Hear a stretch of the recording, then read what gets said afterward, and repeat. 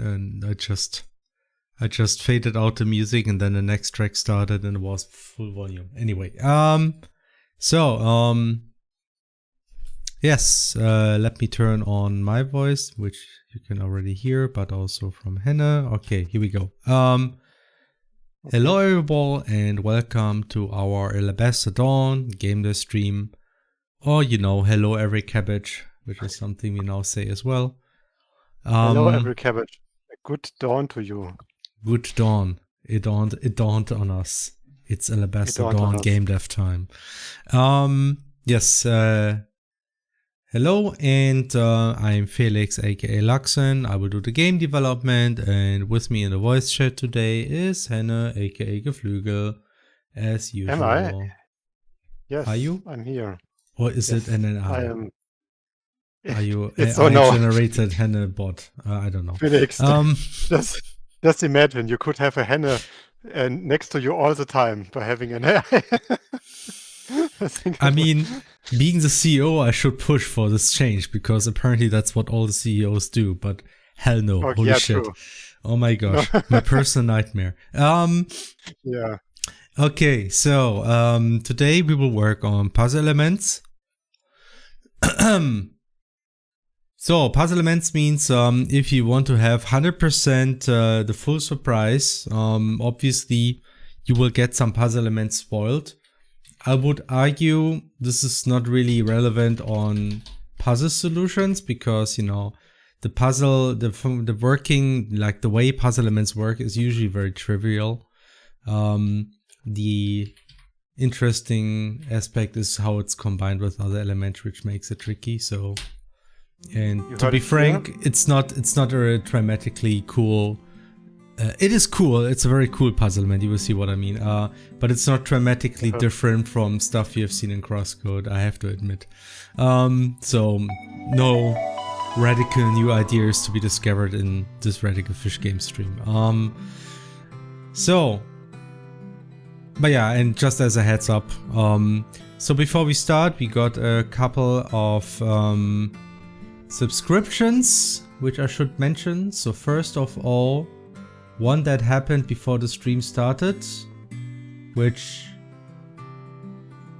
I could have swear there was one. Is it gone? Yeah, we had a subscription by Mayoff. Or what do you mean? Oh no. Yeah, there was one who subscribed for the first months. I think it's just disappeared. You mean Fresh? It's right after Mayoff. No, it's another one. I could have sworn it was in the chat and now it's gone again. I hate this. Why are they doing this? Anyway, so unknown subscriber. I know there was one who subscribed for the first month. I want to say thank you, whoever you've been. I think maybe it was Mayoff. No, Mayoff was the one with 28 months. No, wait, it was actually Mayoff. Sorry, I just mixed something up. Yes, thanks Mayoff for subscribing, saying it's the streamiest stream that ever streamed. That might be true. And now we have another Prime subscription by OVB Fresh. Thank you. And finally, Psychiatric, longtime viewer and subscriber, who subscribed for 62 months. I made the German number turn there in my head. Saying, I like how they say, yeah. Hennebot, please no. One on Discord chat is enough to endure for us too. You don't even know how it is in real life, man. Psychiatric. It's... I mean, the thing is, I'm not even that active on Discord, to be honest. I mean, I'm in the Veep channel a bit, and in some other channels, but I'm not even that active in the Veep channel these days. Outside of commenting on good or bad takes. Oh, there's a lot of horse talk in Veep channel. Oh, great. And talk about One Punch Man. They are horsing around, I guess. Okay, so indeed you have a lot of subs on stuff. Okay. Good play and where's off. So first of all, feel free to ask questions. We probably might miss questions if you write at Geflügel or at Radical Fish Games. There's like a somewhat higher chance we will see the question. Otherwise, just keep repeating the question, and sorry for missing it. It's almost 99% chance if you say add radical fish games or add Geflügel. So one of my favorite memories of Grosso was beating my head to the wall trying to figure out puzzle solutions. So I'm excited to do that again in Alabaster Dawn. Yeah, so Yay. Yeah, you can do that again. First time catching one of these live. Hi. Hello again. The stream really is streaming, indeed it is. Okay, I'm playing Diamond right now and that just threw me off a bit listening to the theme come up, haha. Oh, Pokemon, I guess, right? Yeah. We have a random playlist here. Actually, let me reduce the volume a little bit.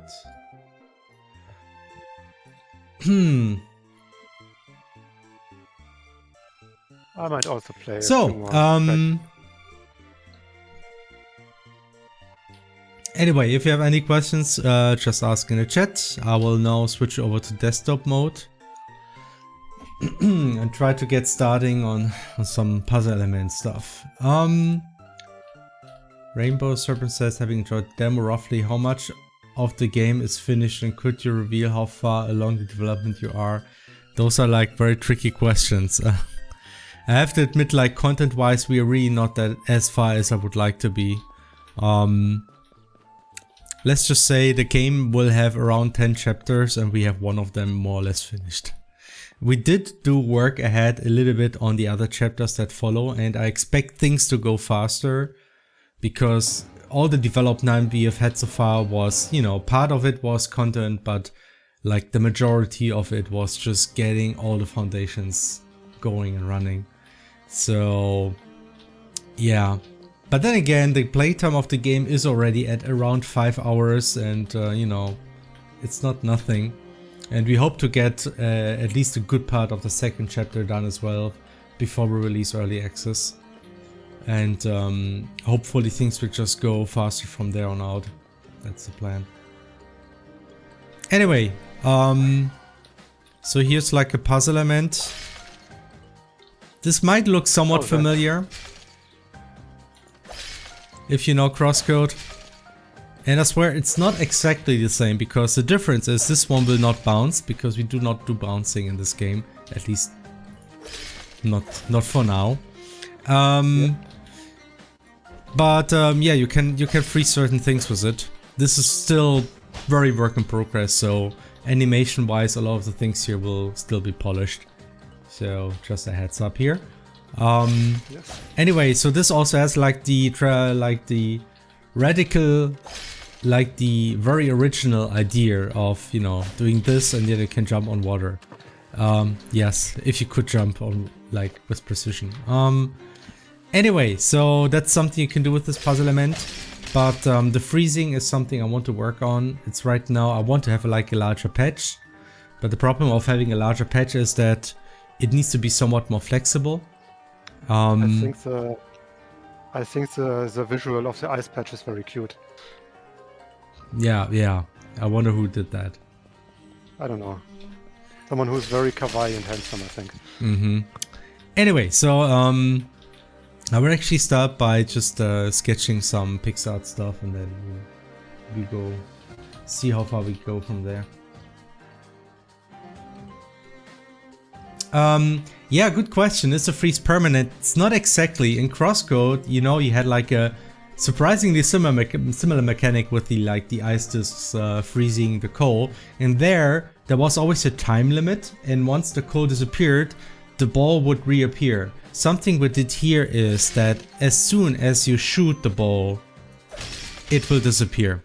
So that means you cannot reuse the same one for as many discs as you want, but at the same time you're not bound by this time limit. So again, something we want to do in this game is to kind of reduce the time limit for a lot of things. We could still add a time limit and just make it very generous, because that's something I'm honestly thinking about, because I feel for frozen ice, I feel it's fine to have like a time limit. It just can be very generous. And yeah, so that's how it works. So only one freeze per ball, but it's like the freeze exists as long as you shoot the ball a second time, and then it goes away. So that's how we implemented it. And yeah, the way the ice is currently like the effect of the ice going away is also very much work in progress. That's supposed to look more like a melting, right? But yeah, we will get there. So I will now start by actually... I will start by doing a screenshot and doing some pixel art actually. I just want to sketch out the idea on how the ice looks like. You have this neat trick of turning the game orthogonal, so it's now more pixel perfect. And then I can go to our ridiculously complex rendering pipeline. I want to have with water. Okay, here we go. And then I can make a screenshot. And now I can paint over it. That's how I like to do graphics. Just take a screenshot, paint over it. Gives you like a much better foundation, so you can see how things look like in context.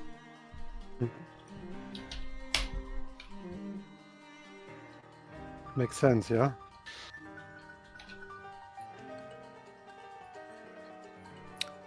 Reducing the time limit sounds lovely as someone who doesn't find that element of games fun.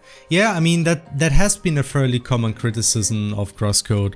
I mean, to be frank, of course some people did like the time challenge, but a lot of players were specifically didn't like the being pressured to do things very quickly. So that's why we wanted to try something else in Alabaster Dawn. Just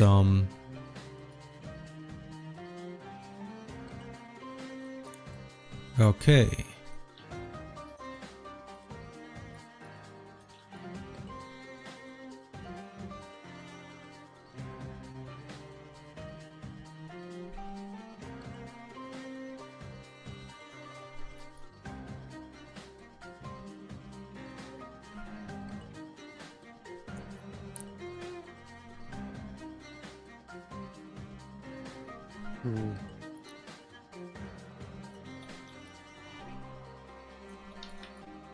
So what I'm doing now is just sketching out essentially the tiles that I want to have for the ice, the frozen ice shape, and I'm gonna use like it's gonna be about 3 by 3, but with the corners actually being diagonal, so the overall shape will be more round. It just looks more natural. And the trick will be that it will be spawned by using 3 by 3 tiles, and they will sort of adapt their shape depending on the environment. So if for instance you would hit this part here, the idea is that it will not spawn ice up here because, you know, there's no water here, right? And it will kind of check if there's a diagonal slope and then just use those diagonal elements instead. So stuff like this anyway, that's the idea.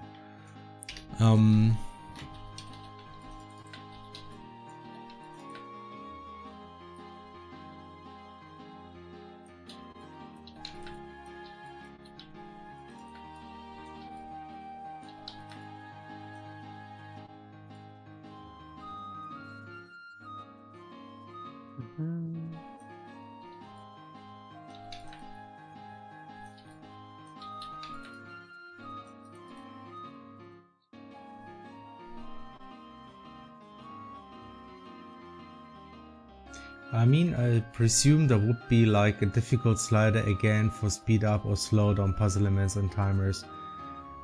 Is something completely different from removing it.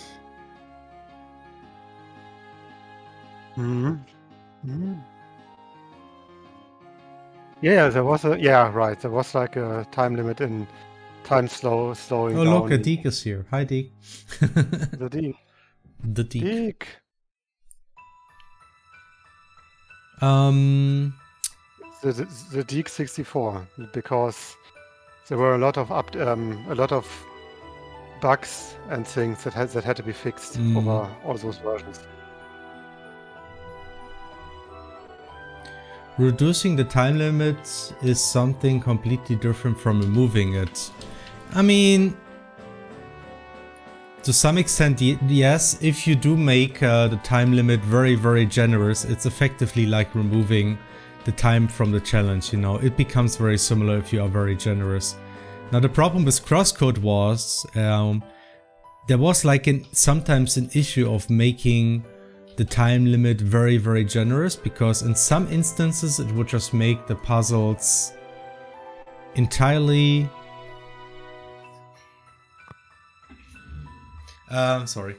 would make the puzzles just trivial if you overdid the time limit. So that's one problem. And the other one was that sometimes the time limit just served as a way to reset a failure state. So that means if you made that time limit very, very generous, that also means that you had to wait a long time for things to reset, and that again can be annoying. So in general, those were like the issues we had in crosscode. And now if you actually start thinking about ways to design your puzzles just by removing time from the equation, you always need to think about ways to, you know, allow resetting of a failure state in a way where you don't have to wait, because, you know, waiting is not a solution, there's no time limit, so you have to figure out another way to reset the puzzle without leaving or re-entering the room. You know, some games actually do or did this in the past. That's something we didn't want to do. And once you figure out how to do this, once you have puzzles that work without time limit, it is actually very easy to add back time as a challenge. It's just optional, you know. We can very easily add time limits, and because it's optional, we are also more flexible in how tricky the timing is, right? So we can make it very generous, and even if we make it very generous, it doesn't really, first of all, it doesn't make the puzzle trivial, because we have a lot of other ways to make puzzles interesting. Again, they always work without time limits. And the other way is that, yes, you can always do stuff to reset the time limit. So, to reset the failure state. And that's why I think it's a good practice to think about this. Will there be challenges like Bergen Trail, Henna? Will there be challenges like this? Like the Bergen Trail? I'm sure there's a big demand for those kind of challenges. So oh yeah, people love those, yeah. I don't think that we can do without those. Yeah. Alabaster Dawn, I'm very sorry. It has to be done.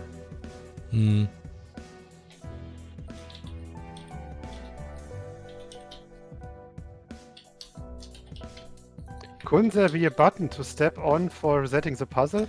I mean, yeah, you see, that's pretty much what we did. The thing is, we didn't have this in crosscode, and that was partly sometimes the issue, so that's why we had to rely on timings, and for Alabaster Dawn, yeah, we essentially just implemented a reset switch. That's what we did. It's not a radical feature if you think about it, but you know, you need to think about it and implement this properly.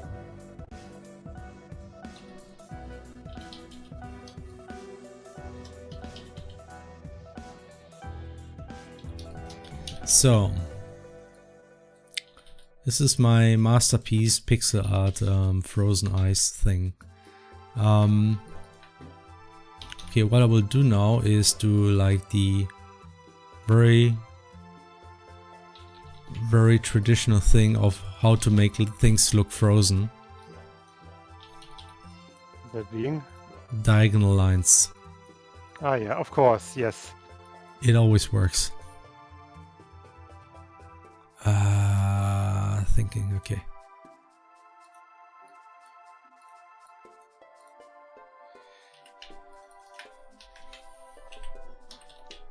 Okay, now I just need to make this a bit wider.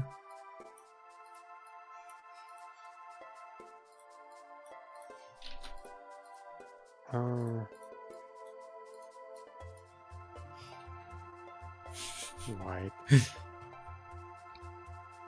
If I recall, you had that in crosscode, but the switch isn't very useful when your aim is just a bit off. That's why we added auto aim. No, honestly, like reset switches, usually you have all the time you need to hit them, so even aiming shouldn't be like a big issue here.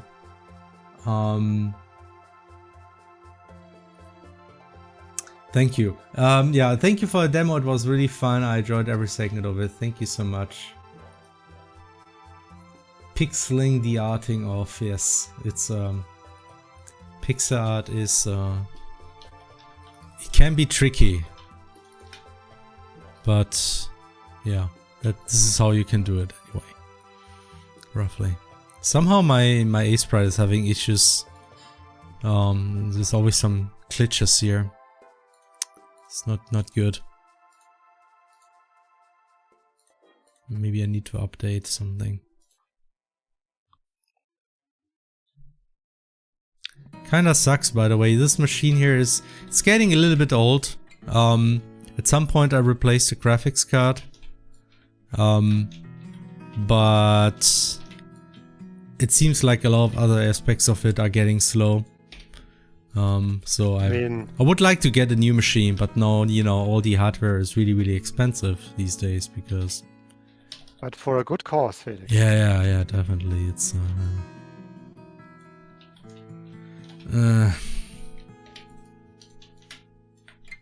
man, how simple those times were when things were getting more expensive to make like stupid apes. But now it's like way bigger than that.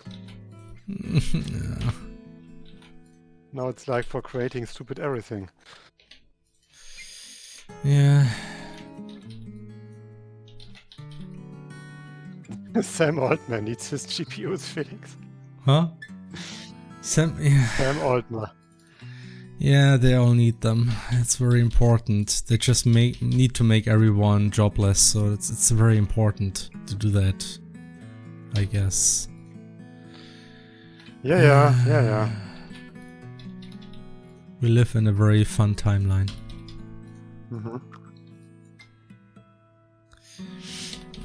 But hey, at least we recently learned that apparently, what was it? 50% of Steam revenue is coming from indie games these days, or something. Yeah, that's what I heard. That's really nice.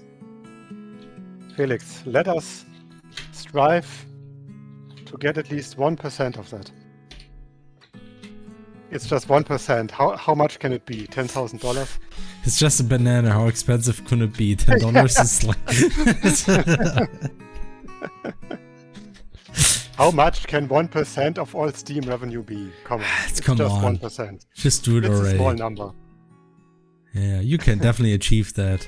Anything else would just be a loser mindset. So. Yes.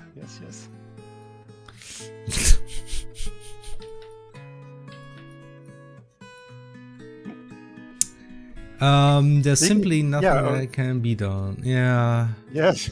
Yeah, there's nothing. I know. We can just hope that maybe at some point they give up scaling AIs in that way and hoping it become AGI. I don't know. I mean, at some point we're gonna hope a bubble will kind of burst, and hopefully not too many people will go bankrupt and die. You know, but that might at least, I don't know, throttle the demand a bit. As long as I can afford a new graphics card or like, you know, RAM. Why can't I just download RAM, man? Why can't I just download the RAM, man? New PC, this you can buy used cars for a few RAM sticks. God fucking damn it.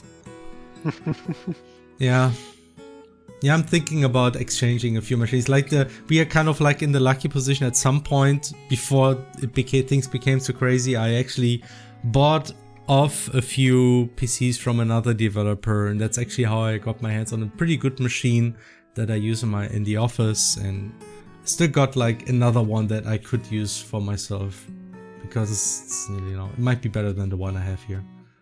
So maybe I just do some switching around and probably will be enough. Yep. Also, Felix, your PC might be old, but so are you. So they should make AI specialized GPUs that all the AI companies buy so that regular gamers GPUs run out. But then they will probably just produce those because those are the ones that are bought, and you know, I'm not sure it's a good solution for. Haven't they been creating specialized AI? Not AI, but I think when the NFT boom was going for a hot minute, they were. I think they were creating GPUs that were more specialized for that specific purpose back in the day. But maybe I'm misremembering it. Maybe they were just modded or something. Either way, but they always tell me that AGI is right around the corner. It's so ridiculous. Yeah. I mean, honestly, if you kind of like read into how they plan to get AGI, and they just have like, okay, we have those large language models and they do really cool stuff. So how do we get AGI? Just more parameters. Just learn things with more parameters. Just dump more GPUs on it and more like more machines, and just do more of the same thing. And then this doesn't work. Okay, now let's make AIs that check the other AIs and just repeat this 300 times, and maybe then we get AGI. And I'm not seeing it, honestly. And I honestly hope it's not gonna happen, because if that happens, it's gonna be a huge issue, a huge deal. It will likely still cost more and more both resources for the hardware and of course energy and water. So honestly, but AGI is troublesome. But if they manage to get that, you can, that's all very expensive. But you know what's also expensive? You're employing people. So yeah, of course, yes. But thing is, the people are already there, in a way, and but they're more expensive. I know, and that's kind of a more social problem, I guess. That you spend so much energy and resources for something to replace resources that is already there because it's beneficial under capitalism. I mean, it's like you can just do that, but society will probably just break, doesn't work anymore that way. So it's like always thinking short term. No surprises there. You know what the problem is, Felix? What? That we are not the people in charge. Oh my gosh, no. Yeah, that's what we need to make everything better.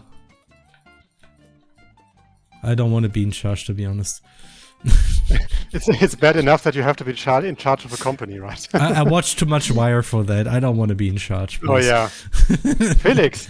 Yeah. Tell me about this amazing show that you watched. Yes, I heard you watched a really good show that I've been yapping about for years before. Like probably for like decades. Hannah has been telling me. Maybe not decades. I think probably a decade. A decade maybe, because I might have watched it a decade ago. Yeah, it has been around for a long time, and Henning had told me a long time to actually watch it. I did watch one season at some point, but I gave up because I didn't have subtitles, and I'm sorry that English is just too much for me. Like even today, I wouldn't be able to watch this without subtitles. I feel it's too much slang. And even with subtitles, I sometimes have issues following this show, because they're really like they're not joking around. They're like, there's so much. You have to pay so much attention to actually catch all the details, to understand what's happening. I feel it's like it's not an easy watch, but it's so much fun. It's like it's such a great show. It's such a nice portrayal of how things are probably kinda in real life, at least in many ways, like for the most part. Like how the police works, how the crime works. Like it's giving like a very nice balanced view of both sides, really. And of course politics and those freaking politics, man. It's really the worst, but I wouldn't be surprised if fun fact, it's all politics if you get down to it. Oh boy, yeah, it is, I guess. Anyway, very good show. Highly recommend it in case you didn't watch it yet. The Wire. Yeah.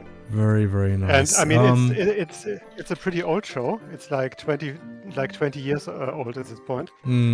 But a lot of things are still surprisingly topical. So I mean, some things don't change that quickly. Since it's it's not so much about technology, it's so much more about humans. And you know, technology changes all the time, but humans don't really that quickly. I mean, so the thing is, that show that is 20 years ago is roughly based on experience that again is like 20, 30 years old by the people that lived through that and wrote the show. Yeah, that's true. So it's especially depressing when it's about like the school system and education and stuff. Maybe we don't see Felix, but an actual AI model. They found out, and I need to stop the stream now. Damn oh no. Dang it. Stop the stream next year, see Leia as the new CEO of Entertainment. Hi Rio, hi there. Rio, how to pronounce this one? I have no idea. Rio. I mean, even if I try to pronounce this in French, I'm not sure. Yeah. I'm not sure. But I know you. I still know you. Yeah. Yes, of course. Doing all those great fan art back in the day and still Yes. I assume you still do fan art now and then. It was hard to pay attention to all the fan art, especially with Twitter being like sometimes not the best platform. Just Rio is fine, yeah. Yep.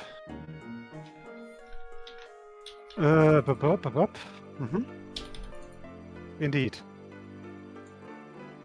I also watched things, Felix. You did. Which means that we are talking about anime early. No. Yeah. Not really. Did I watch something? I actually finally watched Look Back because I saw, oh hey, it's on Amazon. I might as well watch it. Because you already watched it anyway, so I was like, yeah. And Felix, you can be very surprised. I like it a lot. Okay. Yeah. No, it's really good. I mean, no surprise considering I read the manga already, but the adaptation is really, really good.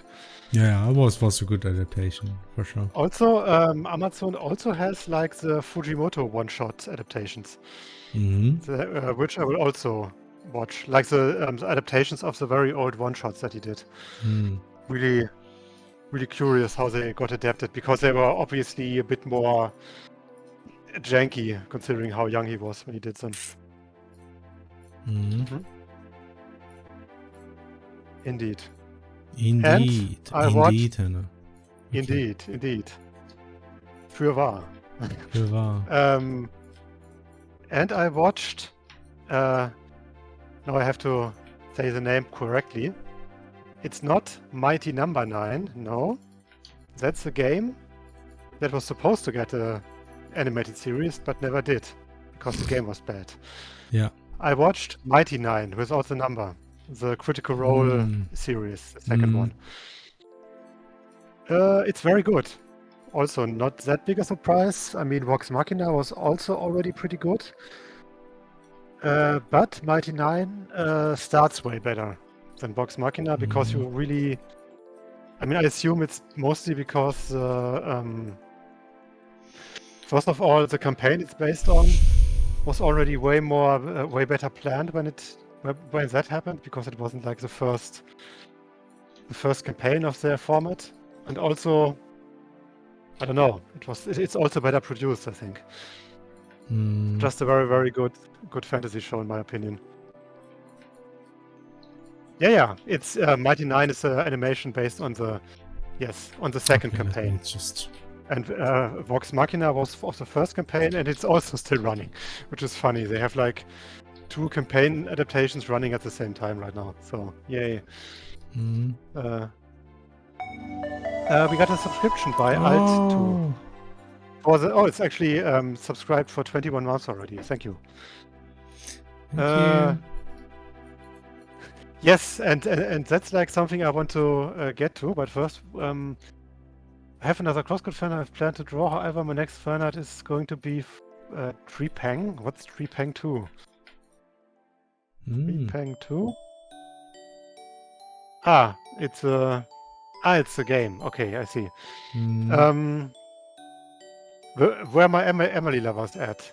I'm raising my hand, but you can't see it. Hello, you guys with inspiration to start my own game development in HTML5 JavaScript. Good. I'm so sorry, but okay. You're sorry. not no, yeah, but my own engine. Which is... Well, I mean, to be frank, we also started with Impact.js, which is something I can recommend, but we essentially did our own engine too. So, especially now Alabaster Dawn is 100% custom. Yep. Yep. I mean, I don't know.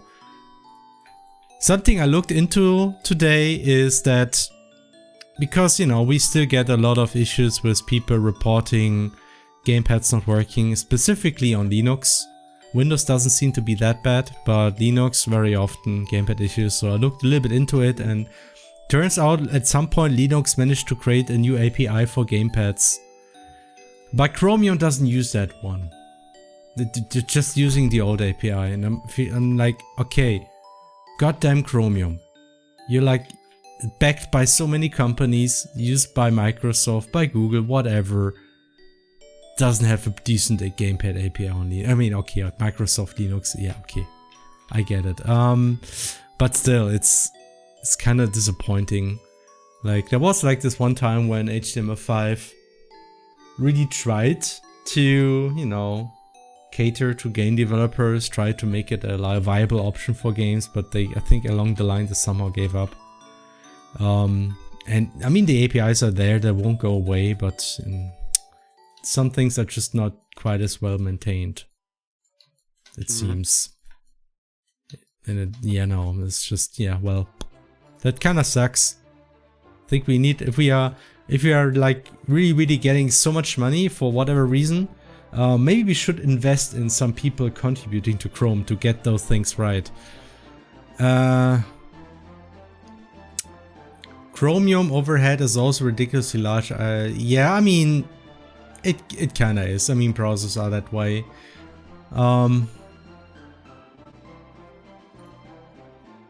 There's also other options, a lot of operating systems just come with their own web stack anyway, and there's like some bundles that just make use of that, and they're just a lot more lean, but they come with other issues, unfortunately.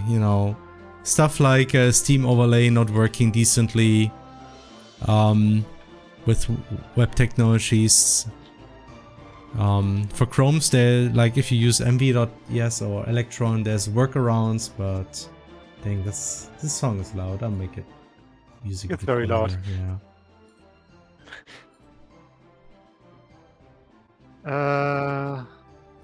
Game Maker. I mean, I hear that Game Maker has also become pretty decent. Yeah, I mean, kinda has to with the competition. Okay, I think I also need to reduce the volume a bit on my end. Okay. Yeah, the problem with the playlist is that volume isn't really all that consistent, unfortunately. Mm-hmm. So, that it is not. It is not.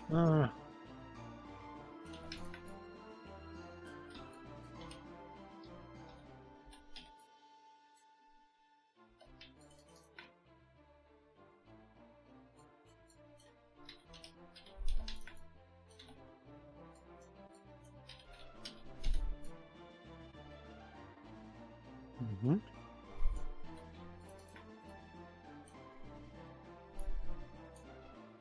I think I will just make yes, this Undertale and Deltarune.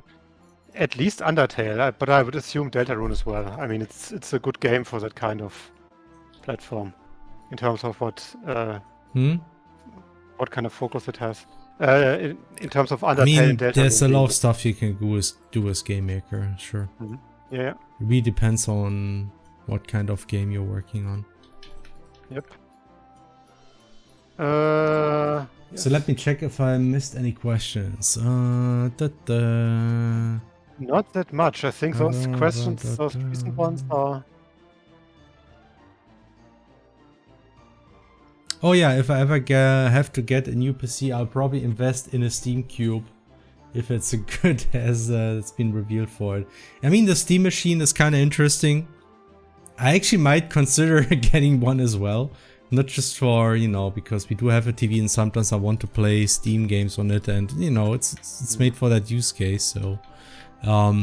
True. Depends on how expensive it is, obviously. I mean, even if it costs like maybe 700 or 800 euros, that still might be interesting to me, honestly. Even though it's obviously not a console killer with that kind of price point. But it's kind of funny because everybody talks about like it's supposed to be a console killer and needs to be priced like this, and it doesn't seem like Steam really plans to kill consoles with that thing. Because frankly, they don't need to. They already have like, they have their store and they're selling games like crazy. So I don't know.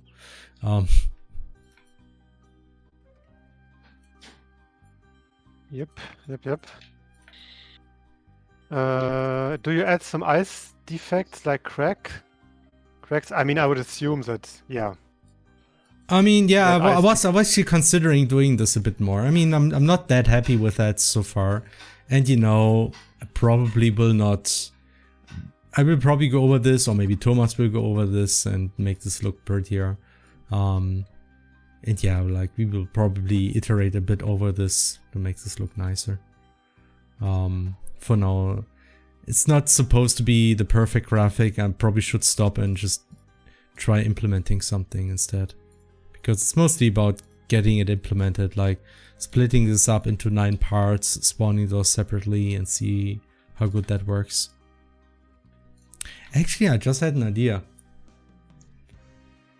I can make this one entity. I can just attach 9 figures to that entity. That's actually a lot simpler, Hannah. I'm a genius. What? I can just spawn one. I can spawn one entity and just attach 9 figures to it. I'm a genius. I don't need to spawn 5 entities and 9 entities. This is nice. I do like this engine we have built here, and it's almost like we have a good engine now. Yeah, it has a lot of good options. So maybe we don't have to switch to Unity anytime soon. Yeah, for now, I think things are good. We still have this one. Personally, I prefer Unity. We still have that sound. That's good. Yeah. With how powerful the Steam machine is, and if it's going to be around 700 to 1000 as my prediction, that's an investment to be made, but extremely worth it because of the fact that it's a PC, meaning you can play most of what you want. Yeah, that's true. I mean, yeah, it's kind of like bound to Linux. Obviously, you can install Windows in it, but there might be more issues with that too, I guess. But you know, I don't play games where like DRM checks or cheat checks are an issue, you know. So yeah, for me, would be perfect, honestly. I do like the Steam Deck a lot, so I mean, I'm just happy that Mastodon runs well on it, and so it seems like the Steam machine will be a lot more powerful, so we probably don't have to worry. I hope so. Yeah, it has to be with they say like, what was it, 4 times, 5 times as powerful, 7 times? I mean, that sounds pretty realistic. Yeah. Will there be mech suits? You mean on the Steam machine or in Alabaster Dawn? Probably on the Steam machine somewhere. It's one of the games. Yeah, I guess. In our game, in a certain interpretation, maybe. Depends on how you define mech suits. Yeah. I mean, Attack on Titan, for example, is a mech anime. If you think about it. Can you render that ice platform segmented but look like a single large one? Like the one you are working on right now, but secretly be 6 pieces. It's a question by Kovac. Yeah, I mean, this is actually what I talked about with Henne before. Like, the plan is to split this into 9 parts, right? The corners is one part. Then we have the side thing is another part. And my plan is to assemble this piece by piece by just checking the environment, right? So for instance, there's actually a couple of things I need to... This is getting more complicated now that I think about it. Damn it. I didn't think this through here now. I hate this. Oh no. Nah, it's okay. I mean, there's probably a few variants I need to consider, but it's not a big deal. a few corners specifically. There's like corners. If I, for instance, say this is spawned right at the edge here, right? Then, you know, there should be like a cracks down here because, you know, it's ending there, right? So I need to make like a corner out of this. So that's something I need to do. But yeah, that's just 4 more tiles, so that's okay. That's doable.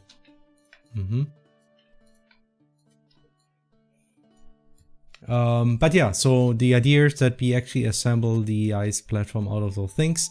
And the point of this, so it kind of like it adapts to its environment, so you get less clipping. Really, it's all about avoiding clipping because, you know, that's one of the downsides of having a pixel art game like this.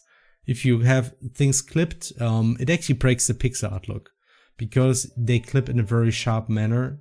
You see like subpixels, and it kind of breaks the illusion. So we actually have a lot of extra work in our game just to avoid those cuts. So that really is the downside of this visual style. But you know, that's just how it is. It was our choice to do it this way. Yep. The hard way. What happened? Pyro Corbett says, I'm joining the stream late. What happened to the Juno on the right? She lost a bit of weight, right? So yeah. Don't judge. Don't judge. She's the invisible Juno, so only her clothes are visible. And no, hair, what happened here, I just rendered the game in orthographic mode. It looks like this. And yeah, our billboards don't do that well in this mode.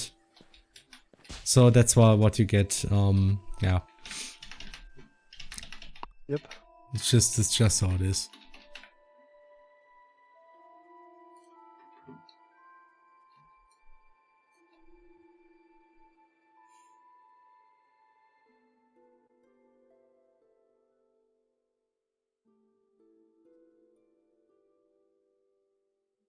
Oh, just overlapping graphics. You know, that would be another option.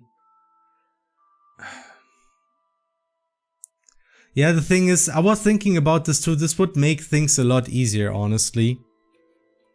Maybe I can try this, how that would look like. Definitely would be easier this way. So the idea is, rather than just rendering those out here like this. Actually, this is really clever. Oh, this is a cool idea. Okay, let's try this. Wait a moment. Like, I don't want to do overlap too much. Overlap has its issues because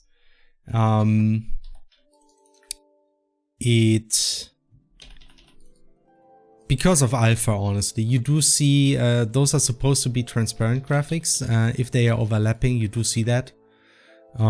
So what I would try to do instead is make it like a clean grid, like this. So this is the grid I want to achieve here. Now the trick is, instead of making those clean lines, we make them jagged like this. And because, you know, it's supposed to be not very stable,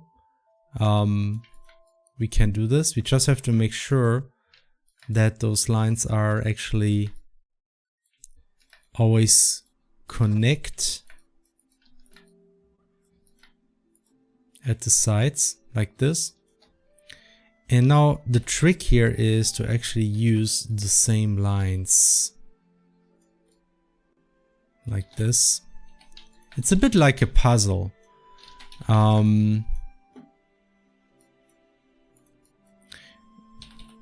And if I always use the same lines in between here, then I can just theoretically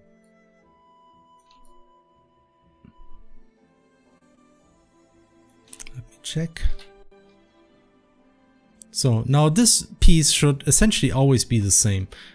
right? I can just, you know, just keep repeating the same piece, and you know, it will roughly work.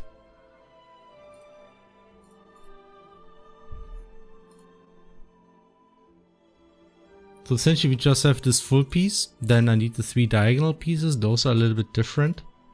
I can actually add like some variants so they always look a little bit different.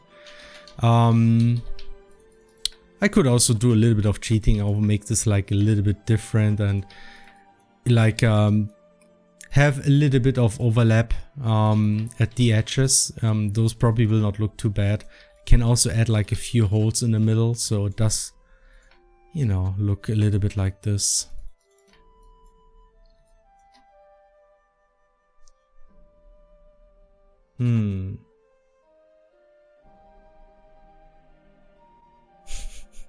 May someone remembers bootleg crosscode. Yes. We will never forget, Deke. We will never forget.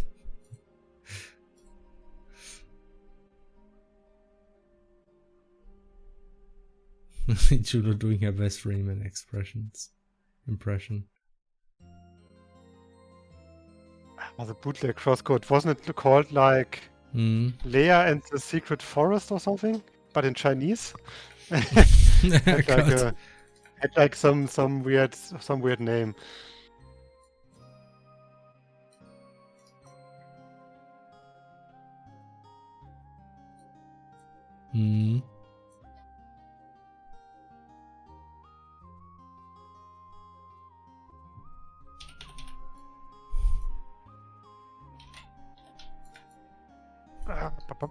You know what? I will actually use this idea because it makes really life a lot simpler, and I think it can actually look better if you do this right. I think the trick really is just to not just have the outlines at the wall, but you know, also in the middle. You know, why not? It's just ice. It's broken. It's rigged like this. Look, perfect. Now I can just make different variants of this. Looks good. Looks really unstable. It's supposed to be unstable, right?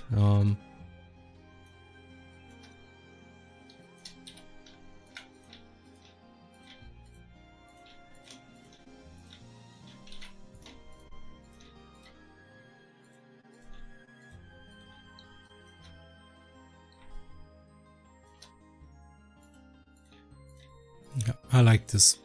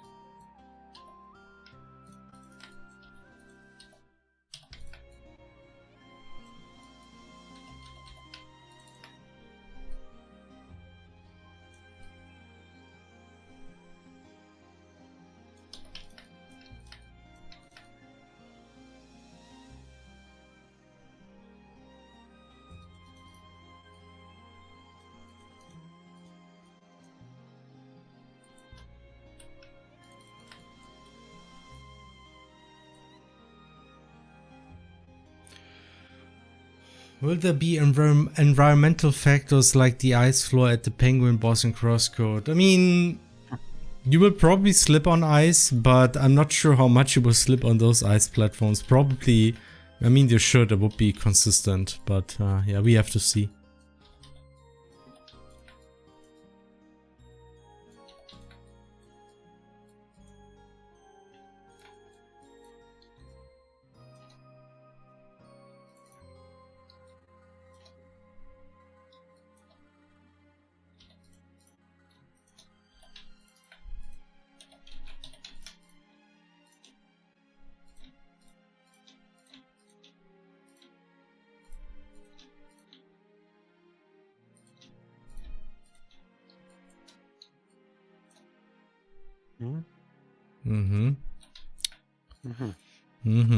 So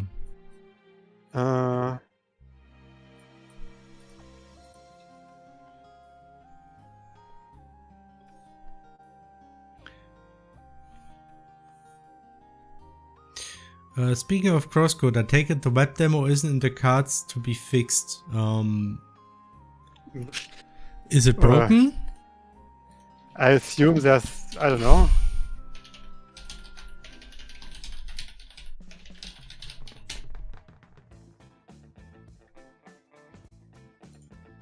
I wasn't aware, honestly. Oh shit. Okay, what happened there?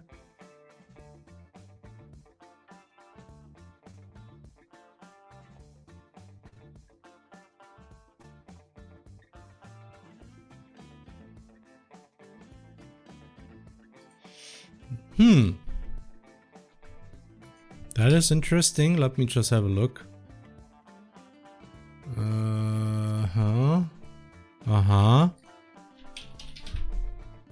I wasn't aware this is an issue. Let me just check quickly if this...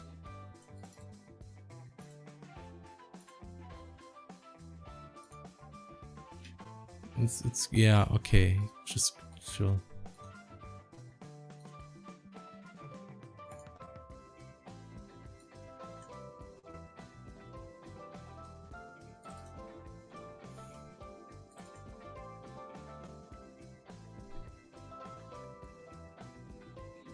Wow. Whoa. What's happening? Okay. I mean, we haven't touched the demo in like... Works for me. I have no idea what happened here.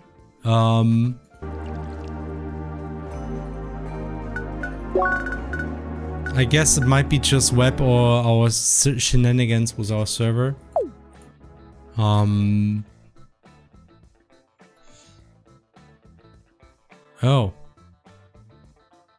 Again. Service unavailable. Service unavailable.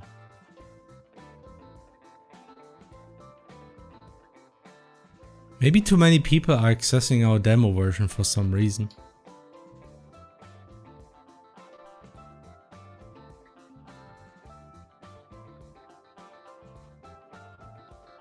Yeah. I wonder what happened there. That's strange. I want to check something real quick.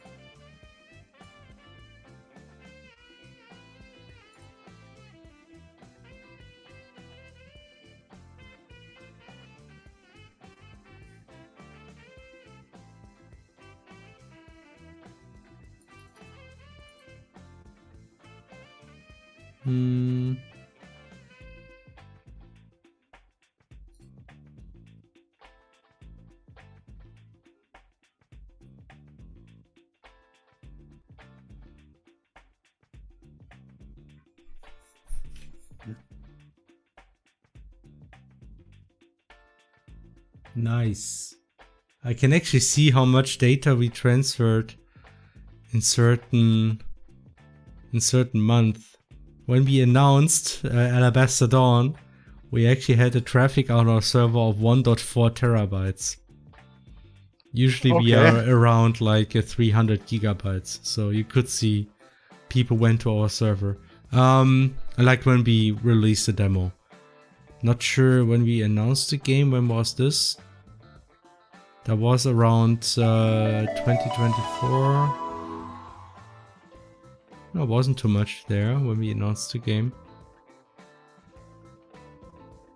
Oh, the 2nd of 2025 was also a lot.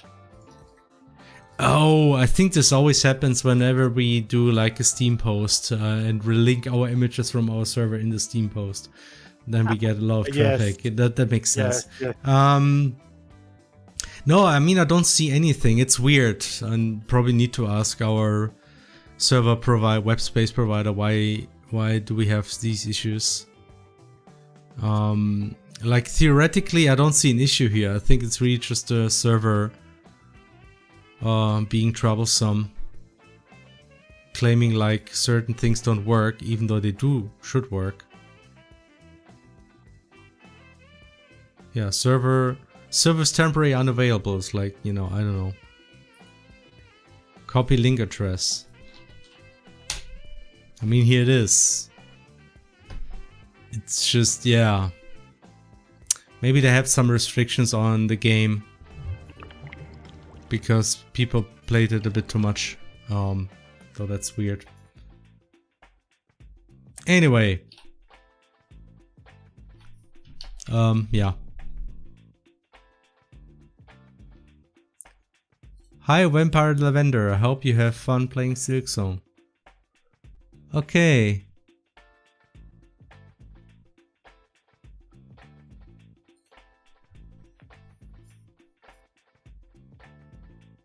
Everyone, okay, now I get it. Everyone has had time to finish Silksong and Hades 2, and they're checking out the Crosscut demo now. Has been around for a long time though, come on.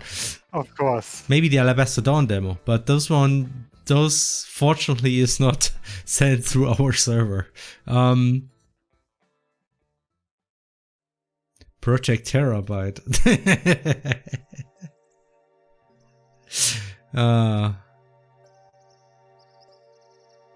Could not decode hit organic too. We have organic hits in Crosscode, did you know?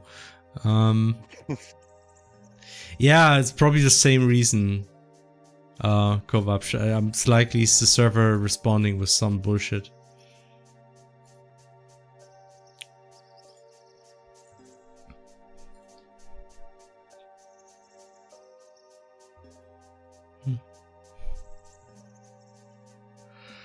Anyway, back to doing ice pixel art.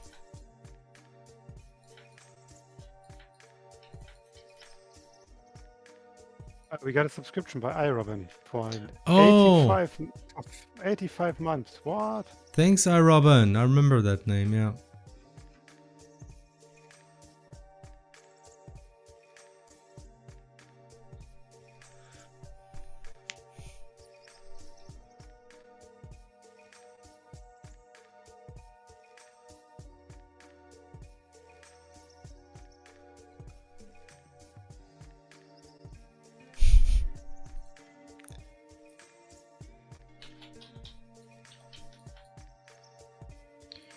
So, let's see. So, anything else to talk about? Let's think. No, never. I barely played any games because I don't find the time. Ironically. I wonder, man. The adult problem and the adult with family problem as well. But then again, I did play a little bit, but nothing new really. I only played a little bit more Final Fantasy Reverse. Oh, nice. I mean, I recently wanted to ask you if you ever found the time to continue that a bit. Well, I played another few hours. This game is just too freaking long. Yeah, I mean, the funny thing is a few hours might get you through some shorter games almost. So. Yeah, but not this game. It's like I already have over 60 hours in this game, I think. Yeah, but you know, it like slowly I realize, okay, I guess the story of this game might be very shitty. But I mean that's it was already pretty clear this was gonna be the case. Like the Tetsuo effect of doing a lot of weird plot twists. Ah, you mean the Nomura? Nomura, yeah. No, yeah. Those. I don't know.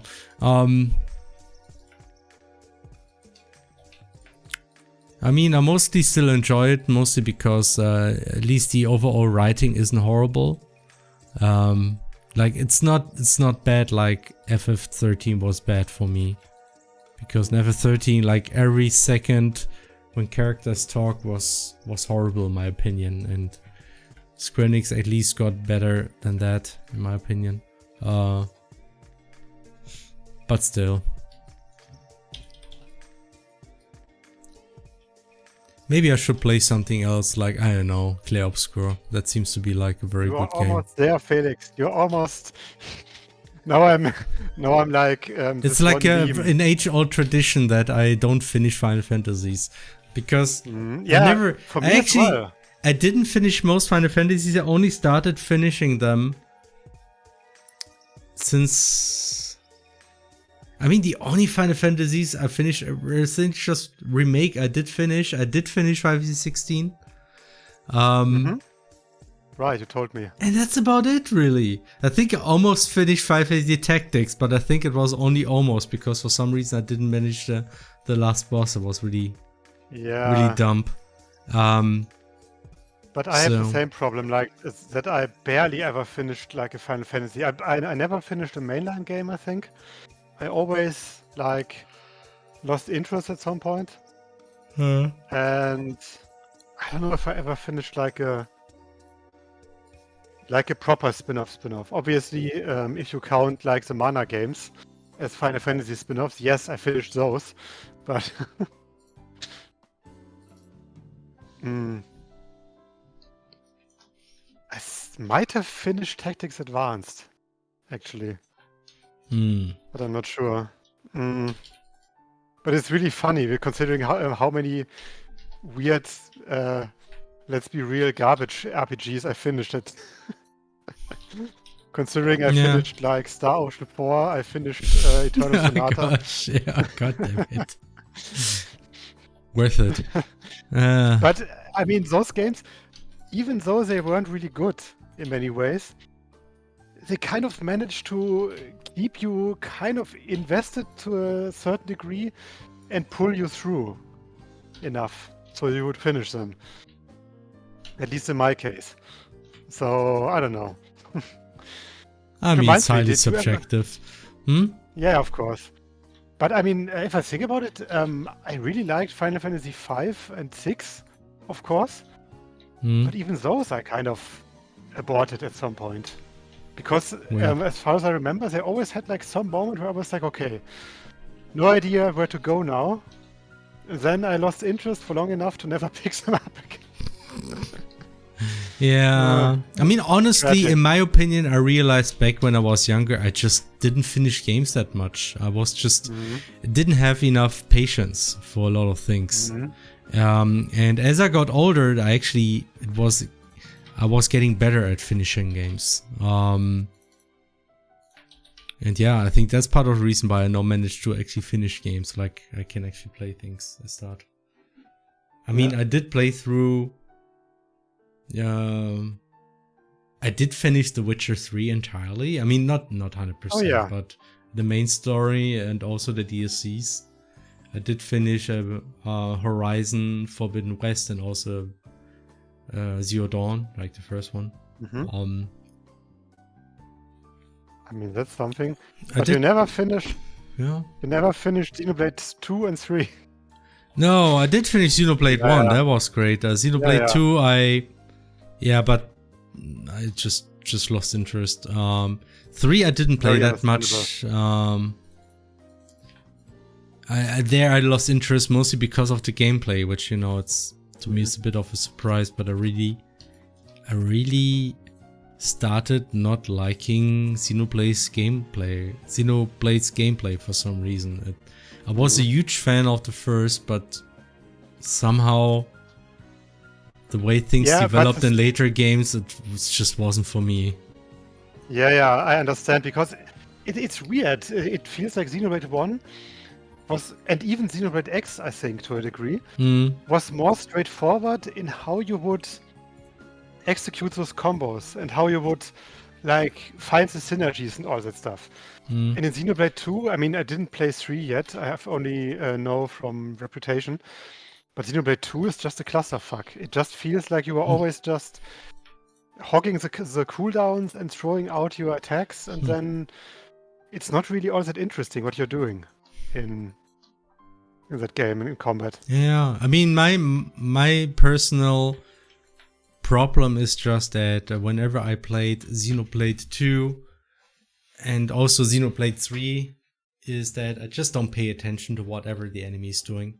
I'm mostly just focused on taking, like, trying to figure, like, optimizing the attacks I do with the party, and it's not about what the enemy is doing. It's mostly about how I connect, you know, all those different attacks the party members can do in a meaningful way to, you know, optimize certain things. And you know, this is really boring to me because, like, every enemy is the same, because the enemy is not part of the equation.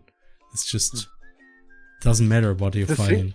Just do your thing. The thing is, the enemies are different, but it's really hard to actually grasp the difference as a player. For many. Yeah, maybe it's really just how things are, how, you know, just the information overload in a way.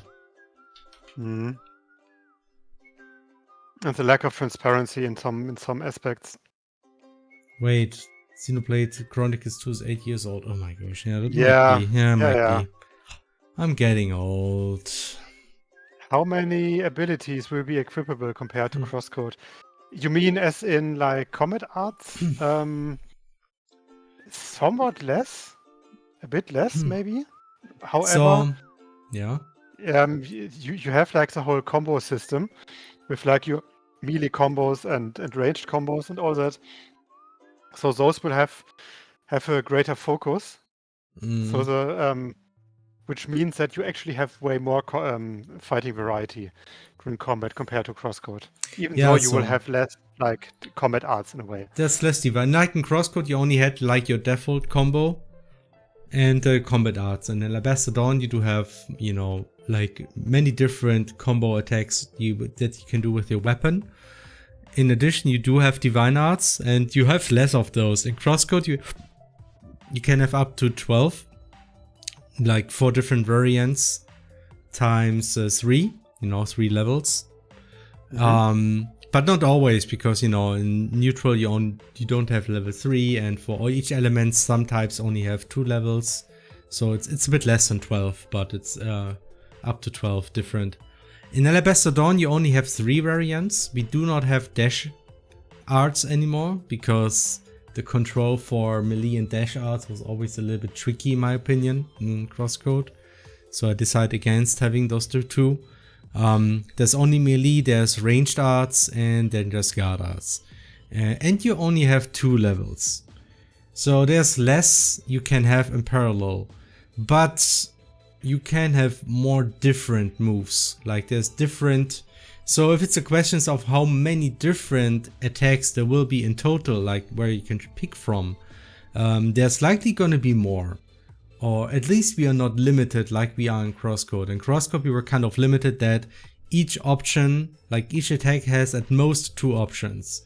In Alabaster Dawn we can have more, because it's all based on items. It always said, like, we can do stuff like just coming up with really weird funny attacks, that because we can just make an item out of that and you can find it somewhere and it's neat, and you may not like it or it may not be that usable, but, you know, at least some people might like it, you know. So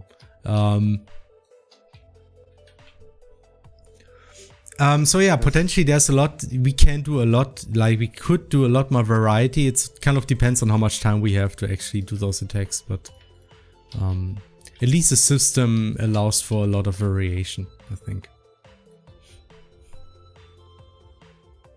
Yep.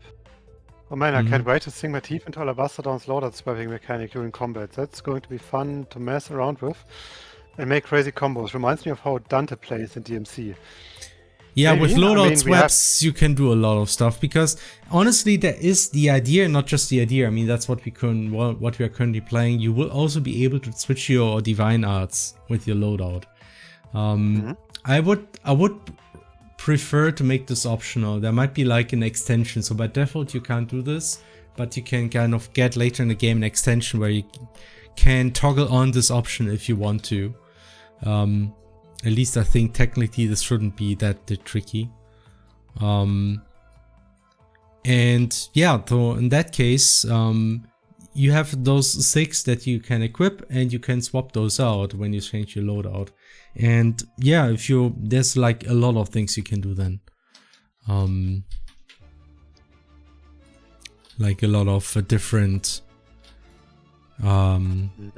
attack modes, especially considering you can have up to 4 loadouts, so you can go really crazy if you really get into this and you somehow manage to keep all of this in your memory. Like personally, I probably wouldn't be able to do this, because that's also why I wanted loadouts to be optional, so you can get more loadouts but you don't have to use them, because it's not, in my opinion, it's not an advantage to every player to have like 4 different equipment options, because you always need to toggle through them, right?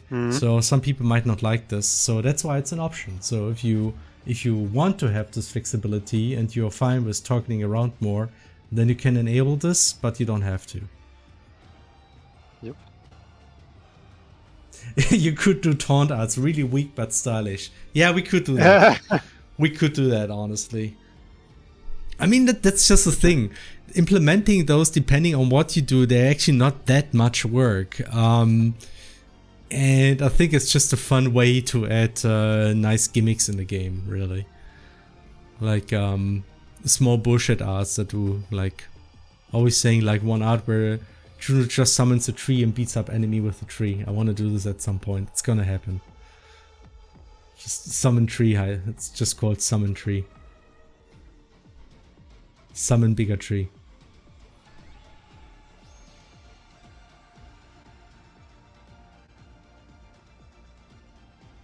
Oh. What is this, Hannah? Are you playing horse music? What?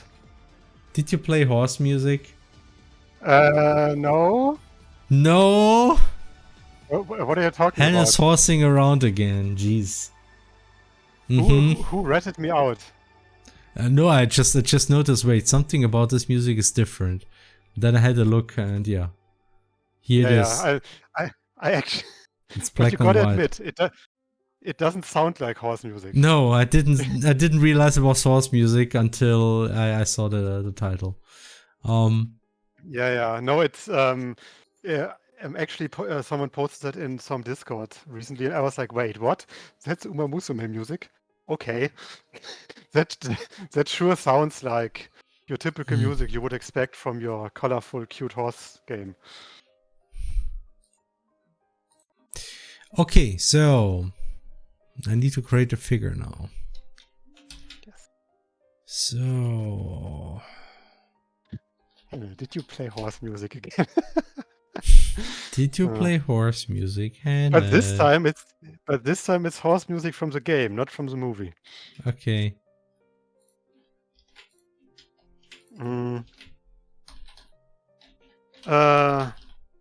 Speaking of games, by the way, did you ever finish Skies of Arcadia?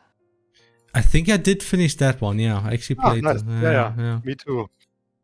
I know. I think I got this game from you, or like at least you recommended me the game back then. I definitely recommended it at some point. I played it on the GameCube back then.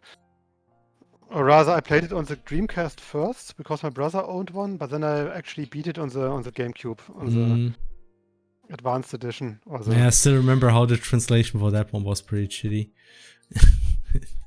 Was it? Yeah, it was like I still remember at least some NPCs were really odd. There was like this one guy where if you bought something and you left, he actually said welcome when you were leaving. And I was like, okay, good.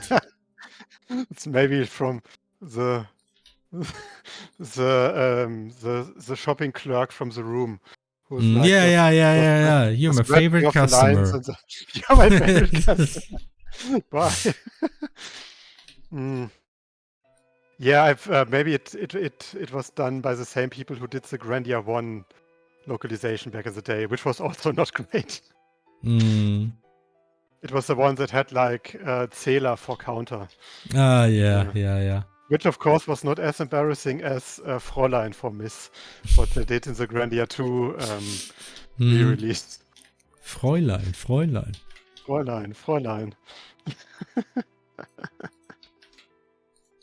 Yeah, but I think Skies of Arcadia is also one of those games that you might not count as one of the super great RPGs, but I think it is a very good one. But it certainly has like a good way of like pacing, of keeping you in the game, despite it having like terrible random encounter rates. But okay. Yeah. It was very nice. Yeah, it had like a very interesting, just the world building, just the world itself, and like the theme of just flying through those different places. It was nice. Yeah, I liked it. Yeah. It didn't just have random encounters. It also had random encounters and enemies with instant death kill. Magic. You know, great game design. Random insta-kill magic. We should also do that in Alabaster Dawn, Phoenix. Enemies that have like attacks that hit you very easily, and that can be very difficult to avoid, but they barely do any damage. But you have like a 10% chance of insta-death. Oh, that sounds fun. That sounds like good game design, right? People will love this. It was great at conveying the feeling of adventure. Yes, it was. Also, like the whole ship flying around was great, which also plays into that. And I think the cast was just fun. It had like a very focused and fun cast of characters overall, which can also make a big difference. What else did I actually beat? Okay, of course. I think the only RPGs that I ever 100%ed, well, almost, was The World Ends With You, actually. Oh wow, yeah, that was also a nice one. I mean, I say almost because I didn't grind for all the pins, but I still beat basically all the challenges and everything, and unlocked all the journal entries and all that stuff. That was a really, really good game. I still remember how I played it on the train quite a lot, and how I got really into it at times when I beat like a fight on S rank, and got like the really cool music in the background. It was really, really cool game. And Bakushin that makes you run super fast until you collide with something. That sounds interesting. What's Bakushin? Oh, Felix, should I explain to you in great detail? Oh no, it's horse related, isn't it? Never mind, I didn't ask. Felix, I think I should play a song. Oh no. I think I should play a song, Felix. What do you say? It's another horse song. Maybe. Why is there a communist version? Why is there two communist versions? I 100%ed Neo The World Ends With You. It's funny, I never really played Neo The World Ends With You that much. Neither. I was kind of excited when they released it. It looked nice. I did play the demo. And then I somehow just didn't play it. It's not like the demo was really all that bad. It didn't pull me in quite as much, I feel. But I don't really know why I didn't play it. It's kind of weird. I don't know why. Felix, you asked what a is. No. Okay. Give me a second, Felix. I want to just really quick check something. Oh, it's just 5 minutes long, Felix. No problem. We can get through this. No, I'm just gonna skip it. Okay. Thank you. Gosh damn it. Oh. No, she's like a horse, Felix. She's like a horse that runs very fast. Okay, great.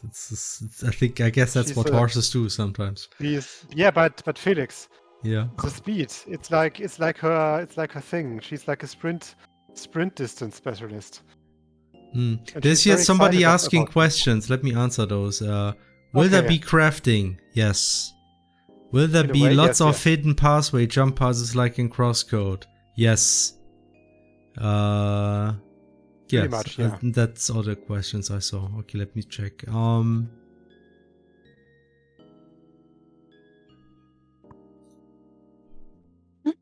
I like how the stream visuals are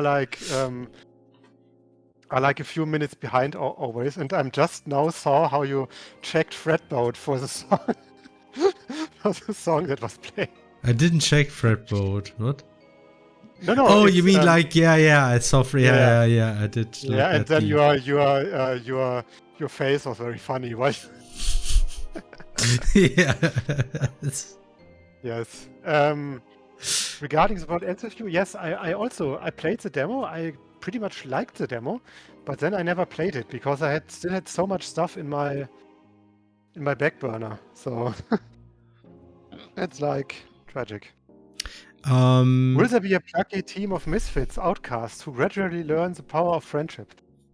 I mean, if you played the demo, kind of. In a way. Yeah, maybe. Anyway, there was an interesting question before that by Chacha Senri asking, when making enemy attacks, how do you balance dodgeability? If an attack is too hard to dodge, it is effectively constant unavoidable damage, but if it's too easy, then it doesn't matter. Yeah, it's tricky, and you can't really you can't really do the perfect balancing because it depends on who's the player. Like something I do is, as a developer, you should be able to always dodge the attack. If you create the enemy, you should be able to always dodge it.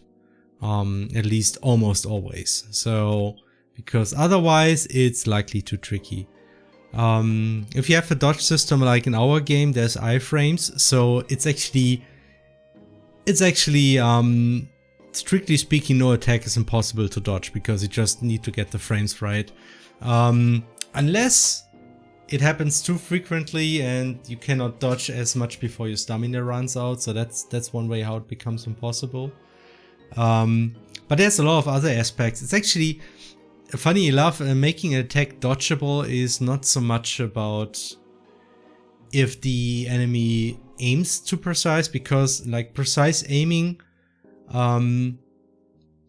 even if the enemy aims perfectly, if you use those invisibility frames, you still dodge, right? So it doesn't make it kind of, unless you say, okay, invisible frames are ignored. There's an option for that, but we don't do that.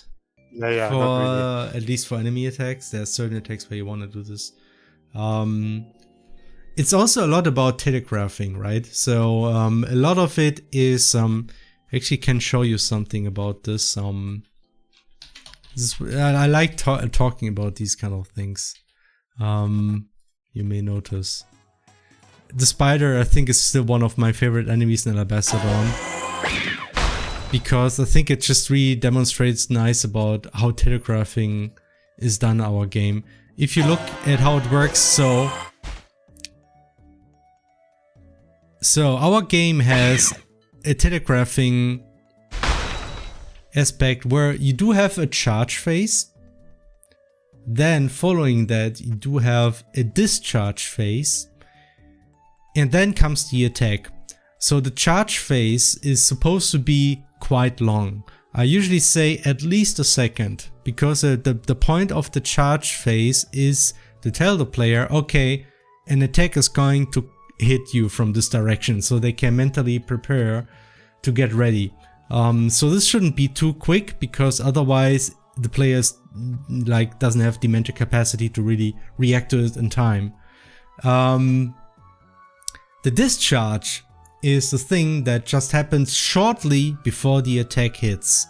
And here the timing frame is about 0.3 seconds. It can be a little bit longer, a little bit shorter, but about this time. And this one is really like your visual and audio cue. Okay, now you need to do something. Either you need to guard to parry, or you need to dodge to get like the perfect frames, right? And just adding that visual cue. So just what you see here is, this is the charge phase. You can see enemies preparing, doing stuff. And now watch. This right here, that sound and the jump, that was the discharge. And it happens really quickly. So even if the player is really far away, the attack follows very quickly after that discharge sound. The slash, same thing. Charge, discharge. Here the discharge is a little bit more subtle. We actually just only added a sound, Like, those are just general rules, obviously. You can't break them, and like, it's important to not follow them too strictly because sometimes slight variations keep things interesting too. So, and here it's like, it's more like an ongoing motion, but we still added like this small sound here that just happens shortly before the sweep starts here. This one.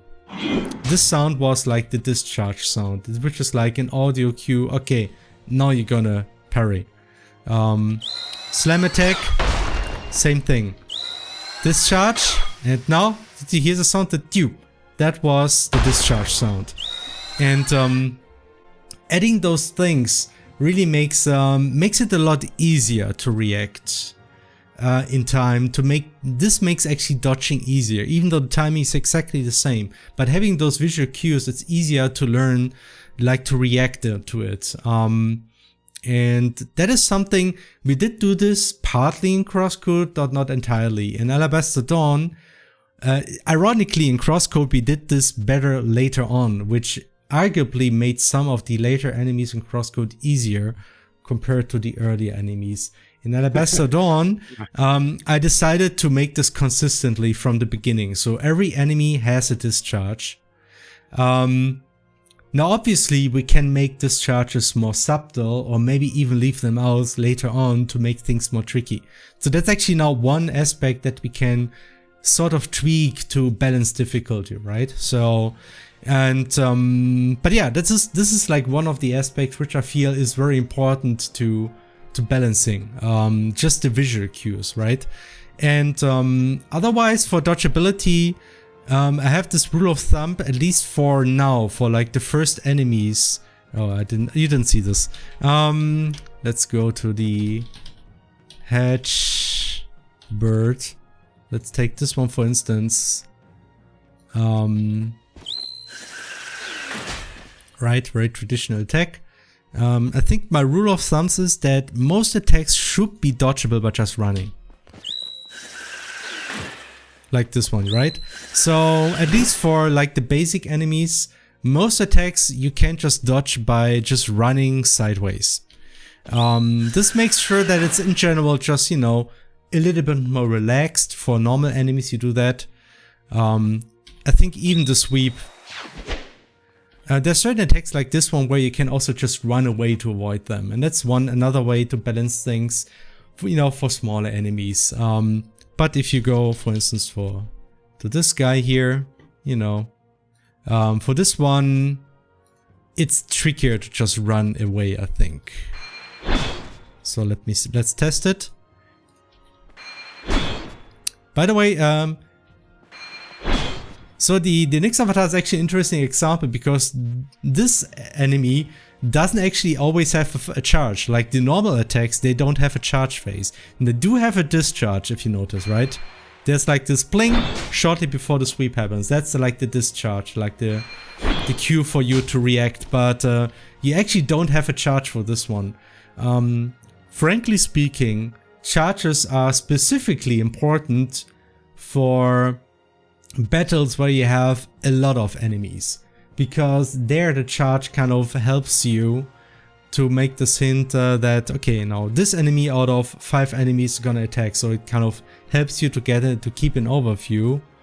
For boss enemies where it's just there's a single enemy, it's not that important because you're always paying attention to this one enemy, so every motion they're doing you already know, okay, now it's gonna attack, right? You don't need this kind of strong signaling for boss enemies necessarily, right? Yep. So you're just telling player by sound when he failed to dodge, hey. Yeah, I mean, in the end, even though you do have all these visual cues, that doesn't mean you always succeed, but it makes it more doable.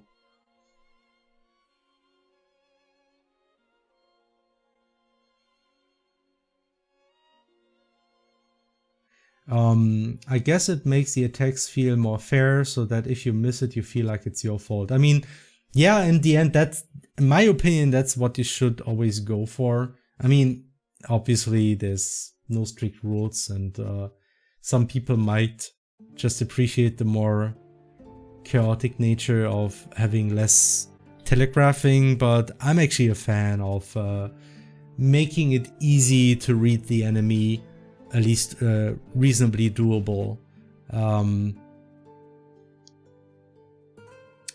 But yeah, these aren't 3D models with a pixel shader, right? No, those are not 3D models. There's the system we are using here is it's a combination of a 3D skeleton with sprites. Essentially, we just put sprite billboards over a 3D skeleton. I can show you this character here, this enemy. So what you see here is like the skeleton. You see that? So those are really 3D points. And we just render sprites over those points. And those sprites are rotated and also stretched to match the bone, right? If I go up here, you see it's getting shorter. We also change the graphics. So it's a lot of tricks, small tricks we're doing here. But this allows us to do a lot of very fluid animations.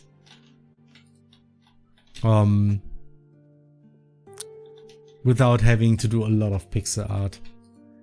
Yeah. Yeah, we worked a long time on this system. We are still working on it, to be frank.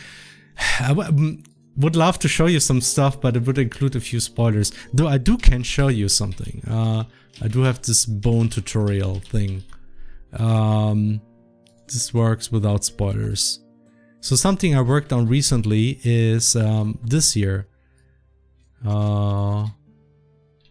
Yeah, elastic noodles things. That's something we can do now. So the cool thing about this one is it's just 3 bones. And using like a certain combination of, you know, interpolation to make more elastic things work, right? So this is also very usable for certain enemies. You probably can imagine. So that's something I not just added like a few weeks or month ago. Not too long ago, really. Just suddenly had an idea how to make this work. Yeah, you can have like wiggly enemies now. And then, you know, it's like this, in essence, it's like the same idea. You have a skeleton and you just place a lot of billboards, right? Along the skeleton.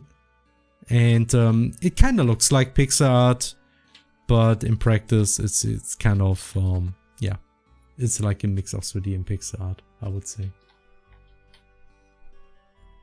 Yeah, tails is definitely one of the big use cases here, among other things. Yep, tails and tentacles. Yeah, obviously. So, but yeah, that's this is our animation system.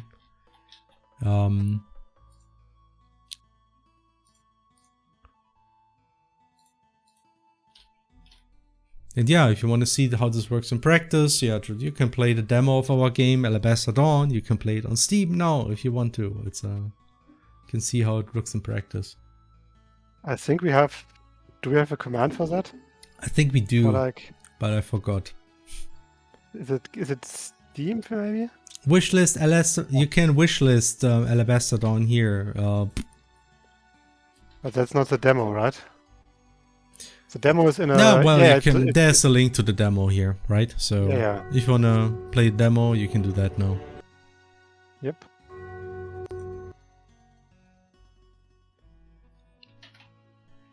So, let's see. Yes.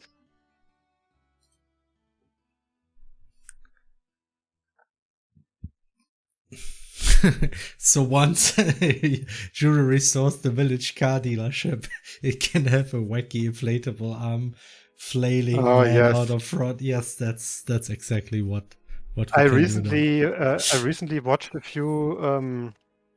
bit of gameplay of the Arknights Enfield beta that some people have received access to.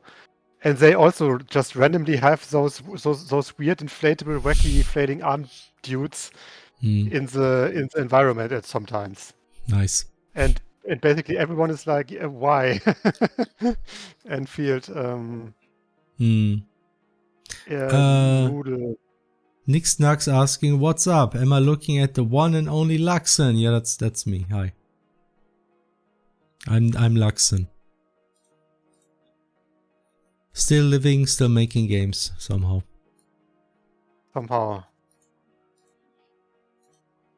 Where is that? Okay, so now I actually wanted to at least want to integrate that figure that I just created and see if it looks good if I just spawn 3x3 by those of those, and then let's see.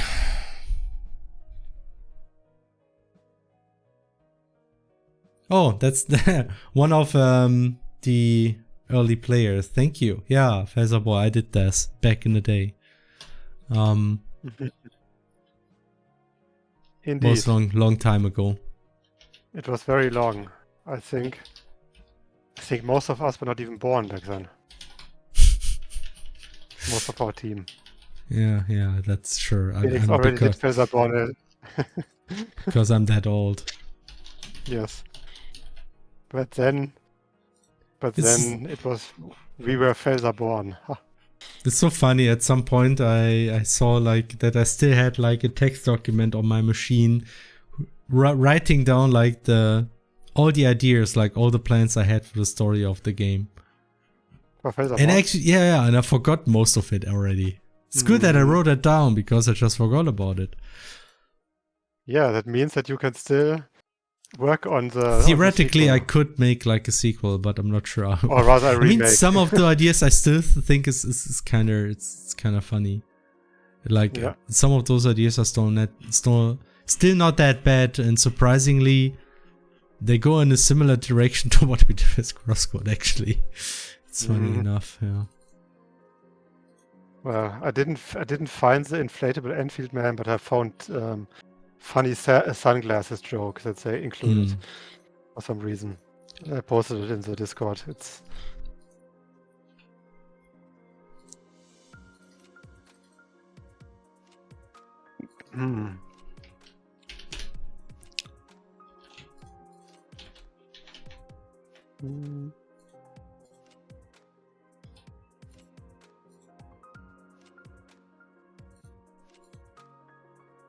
Eyes square. So.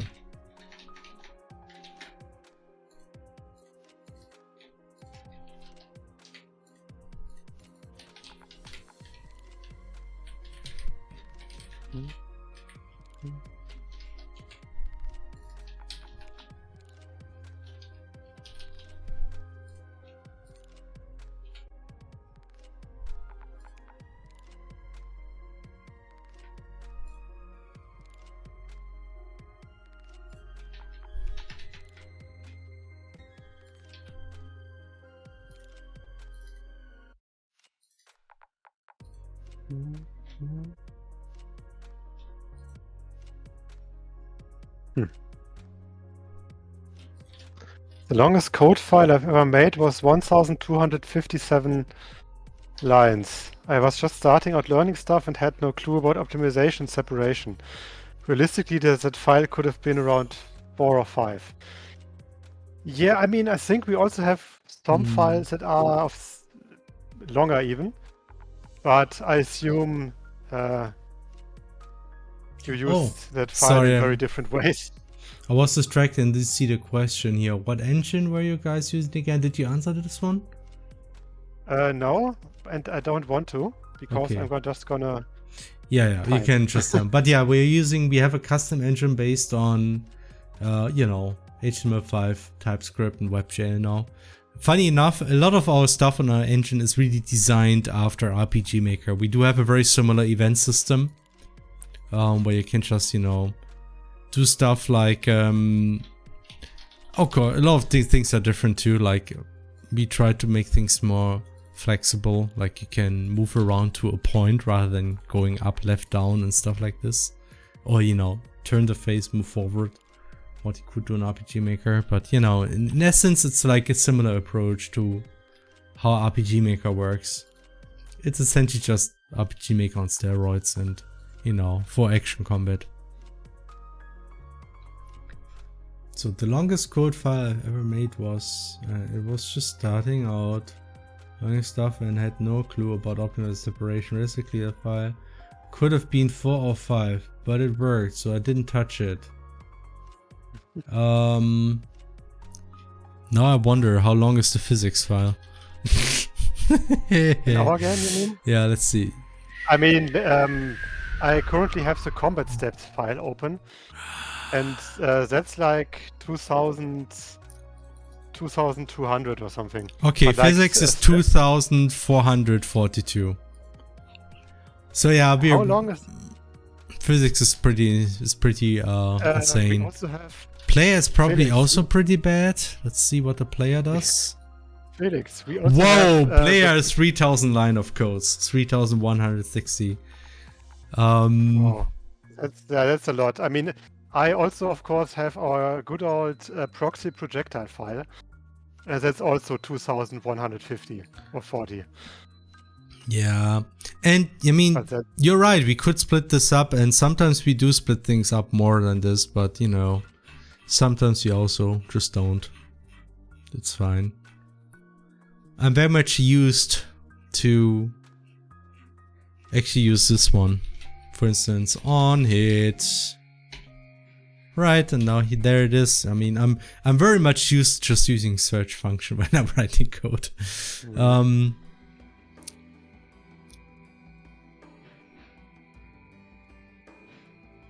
It's weird that the new RPG Maker engines kinda are going backwards. Are they? I mean, I think the good thing about the new ones is you have ways to extend them in a more flexible way. You do have, you know, Ruby and those old ones. Now they're actually also based on JavaScript. The funny thing about the new RPG Maker engines is they use the same foundation that we do. Like they're also using Node WebKit, and I swear that wasn't like, we did this first, they came after us, honestly. Anyway, good luck and have fun coding. I have to hop out sadly, but maybe I can catch you guys again. Yeah, see you around. Thanks for dropping by. And Yes, Giant Impact bye-bye. custom, you mean even the editor is custom? I guess Java based. I mean, not Java, but JavaScript. Those editors are essentially like a web page, right? So I mean, that's the cool thing about web stuff. We can just use HTML5 to do all of the interfaces. I feel that's one of the big advantages of using web technologies, really.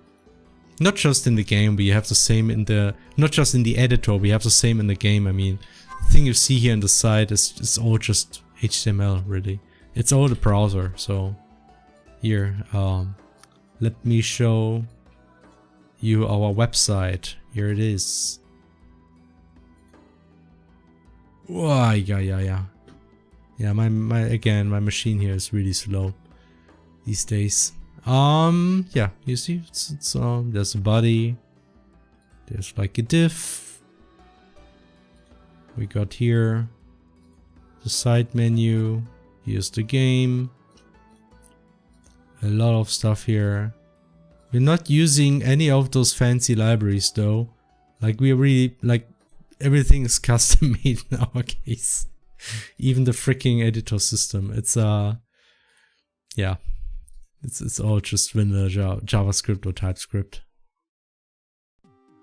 Yeah. That's what we're using.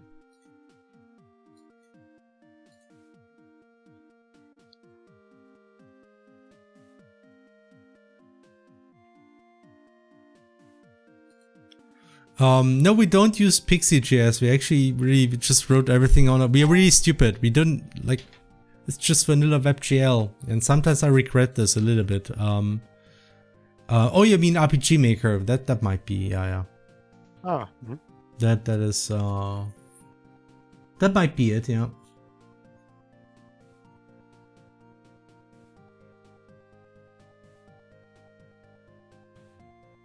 As a web dev, it's kinda crazy you guys use TS. Why TypeScript though? I mean, honestly, when we started out, and also for crosscode, we did use vanilla JavaScript, and we made the switch to TypeScript because having those types is actually really nice. It's helping we mostly did it because we wanted to make the process of porting the game to consoles and everything more easier to do, you know. But it turns out it's actually very nice to have those types. Like a lot of things in the code are just more stable, it's cleaner. So it's I mean, I can get the point that using web technologies for game dev is a weird choice. I get this, but TypeScript, I would say, if you're gonna use web technologies for game dev, I would really recommend using TypeScript personally. So there's some reasons why this is a good idea.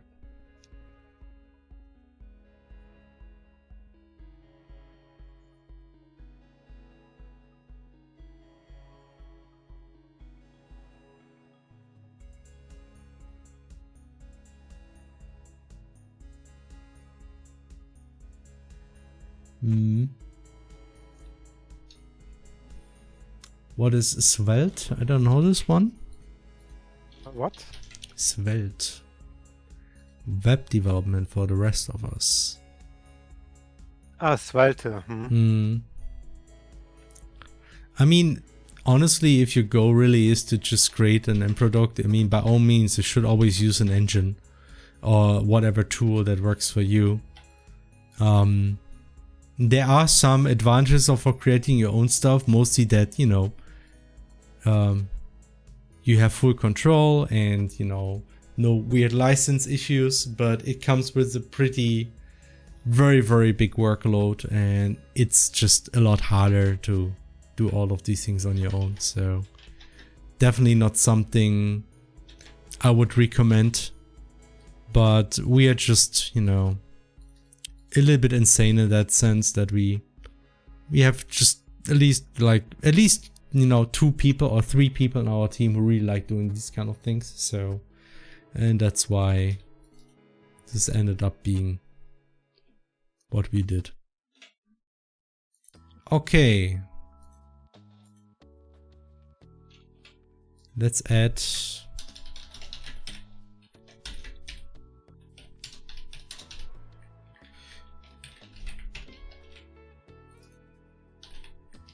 nine of those figures. Oh, come on, I can do this better.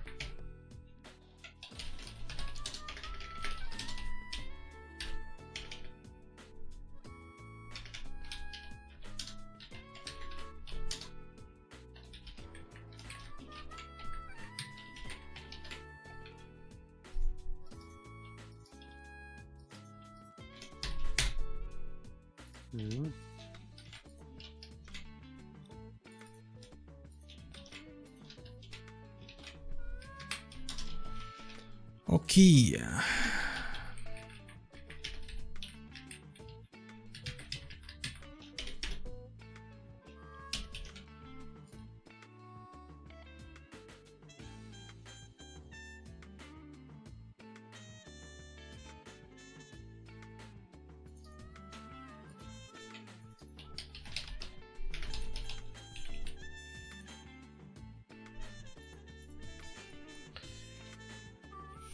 Okay, I wonder if that works. Let's see.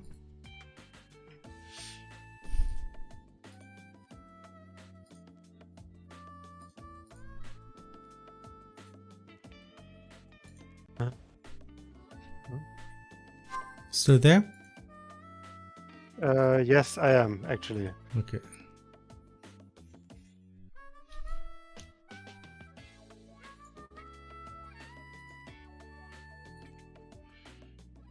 Okay, I think I need to restart the editor. I may have broken something. Let's see.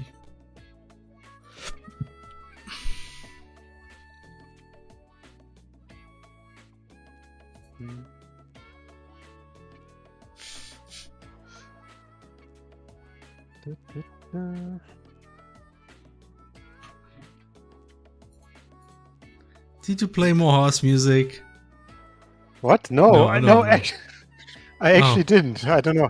I don't know what's this. Oh no, that was Bakushin. That's this all the history. I was just wondering. Now I'm suspicious of everything. Just like everything you know, suspect. Is this AI? No, is this horse music? AI? Is this horse music? Empire City Night. I have no idea what it is. Hub theme. What is this? Oh, it's Sonic Unleashed. God damn it. Okay. I mean, Sonic can have good music, especially Sonic Racing. Yes, Super Sonic Racing. Da, da, da, da, da, da, da. Something.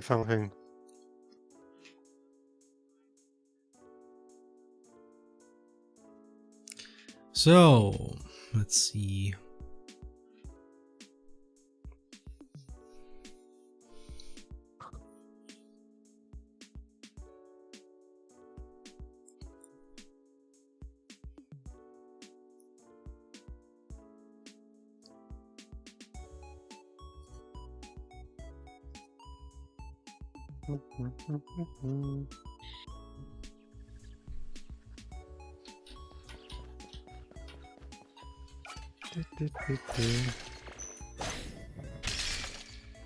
So, yeah. It reminds me. Okay. I made the great water. It just has some collision. It works. I mean, I played 3x3. And I can't stand on the water, so you just can't stand that water. It's unstandable. Okay.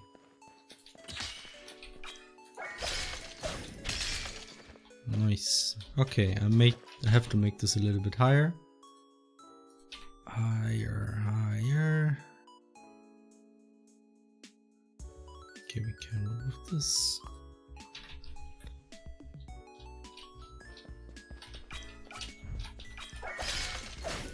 There you go. Okay. So far, so good. It's not too bad. Okay.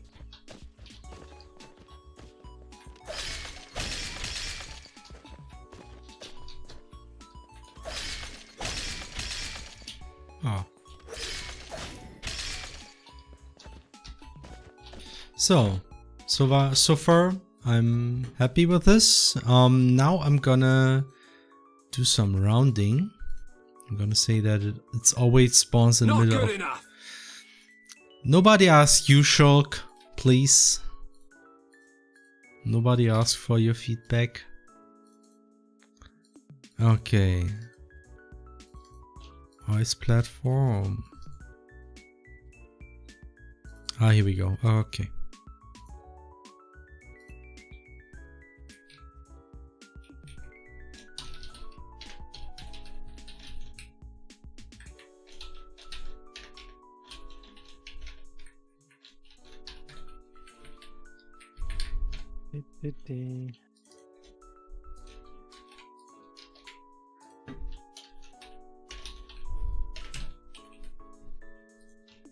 Okay. Oh, that's a couple questions. My chat was stuck. Let me check. Okay. Oh, hell yeah, that looks nice. Thank you. You could also animate the individual sections rise and fall a pixel or two, or show that it's floating in the water. Actually, floating in the water, I could do this. Yes, I can just make the move up and down a little bit. Might actually be a nice touch. I will think about this. And yeah, for appearing and disappearing, there's a lot of stuff we can do with effects. So definitely gonna look into this, like try to tweak this. First time chat, hi dev team, I played the demo and the visual style was really nice. I'm trying to understand how the environment meshes like walls are usually made. Are they just simple polygons with pixel art texture? I'm pretty sure there's already like videos out there where I explain it, but I can quickly show it again. So the big trick is that we do use 3D meshes to render the world. It's mostly about how we project the textures. The big trick is that if you look closely, you notice how, especially if I look at like this, you see that the pixel grid is not diagonal. So what we're doing is we are just taking a custom graphic for the slopes, which looks, like this. We do have custom graphics for the slopes, and we just use those and project them on a diagonal mesh in, you know, in a somewhat unintuitive way. Essentially, I can show. So this is one tile, you know, it looks like this. Here's the next tile, it looks like this. Here's the final tile, it looks like this. If you split up the tiles like this, you get, you know, some kind of tiling with the matching 3D shape. But yeah, the big trick really is to not just take the same texture and apply that on a diagonal texture, on a diagonal mesh. You could just do that, it's easy. But this is what breaks the pixel illusion, right? You do want to avoid skewing pixels and rotating pixels as much as possible, or as much as reasonable is doable without sacrificing other aspects. For instance, when it comes to characters, we do rotate a lot, but in my opinion, it's less noticeable because it's moving. So my rule of thumb is, if it's something that's moving, you can cheat more because it's not static. You do not see the details quite as clearly. So that's why here it's fine to rotate and scale. But when it comes to environment, you want to be a bit more careful. So that's why all the textures and the maps and almost all of the props that we have in our game, they always have a very strict rule that we do not scale pixels, we do not rotate pixels, and we do not skew pixels as much as possible, right? It's hard to avoid entirely, obviously, for side walls, just because of the perspective there will be scaling and skewing, right? So you cannot avoid it. And obviously, because we have a 3D game, things will skew and scale anyway, right? It's just about minimizing the effect. It's impossible to avoid it entirely since it's 3D. But yeah, and because we do try to minimize this, I think this is why our game looks so much like a pixel art game, right? If you look at Octopath Traveler as an example,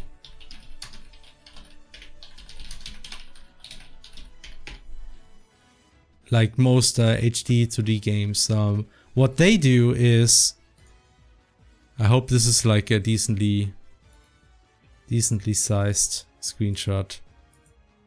Copy, Bildadresse kopieren. Let's see if that works. There. This is a yay image for ants. Okay, here we got. This is a good example. Ah man, I do like the on-shadification of the internet. It's great. I love it. Yeah, amazing. It's great. So, so here's what Octopath Traveler is doing. They do have pixel art aspects, right? The characters, right? Some textures, the ground looks kind of pixel art-esque, but at the same time, they do combine it with this here. So this looks definitely 3D, right? It's a very sharp edge here. You see it's just a 3D model. This key, very high resolution. This arc here, very high resolution, very detailed, everything looking. And then suddenly, very pixel art tree, right? You know, it's its own style. Not necessarily saying one is good, one is bad, but our attempt was to really say, okay, everything should look like pixel art, not just the characters, not just the trees, but everything. And this is why I think it has a bit of this unique style, our game. And frankly speaking, doing this, just adding 3D meshes, makes a lot of things easier.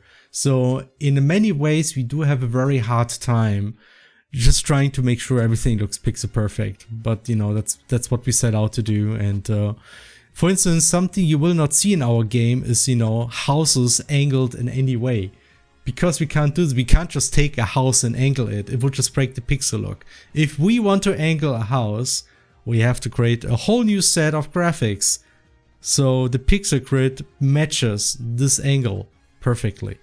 So yeah, there's more limits. And I think this is also part of the reason why our game looks more like a pixel art game. Because if you would have real pixel art graphics, you would do the same thing. You would have to create custom graphics for every angle of everything. So yeah, this is pretty much it, I think.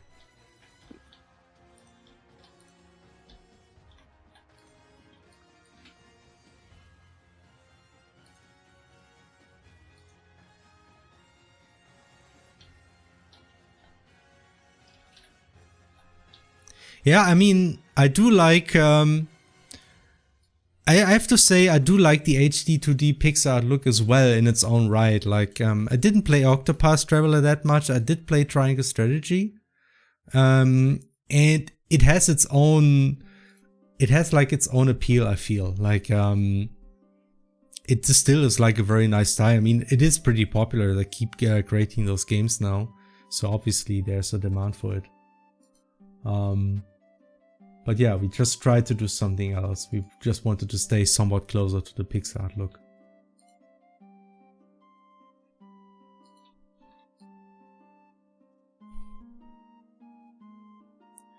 Okay. I did do the rounding of the position, right? I may have to reload though. Oof, I think I have to reload. Yeah, let's do this.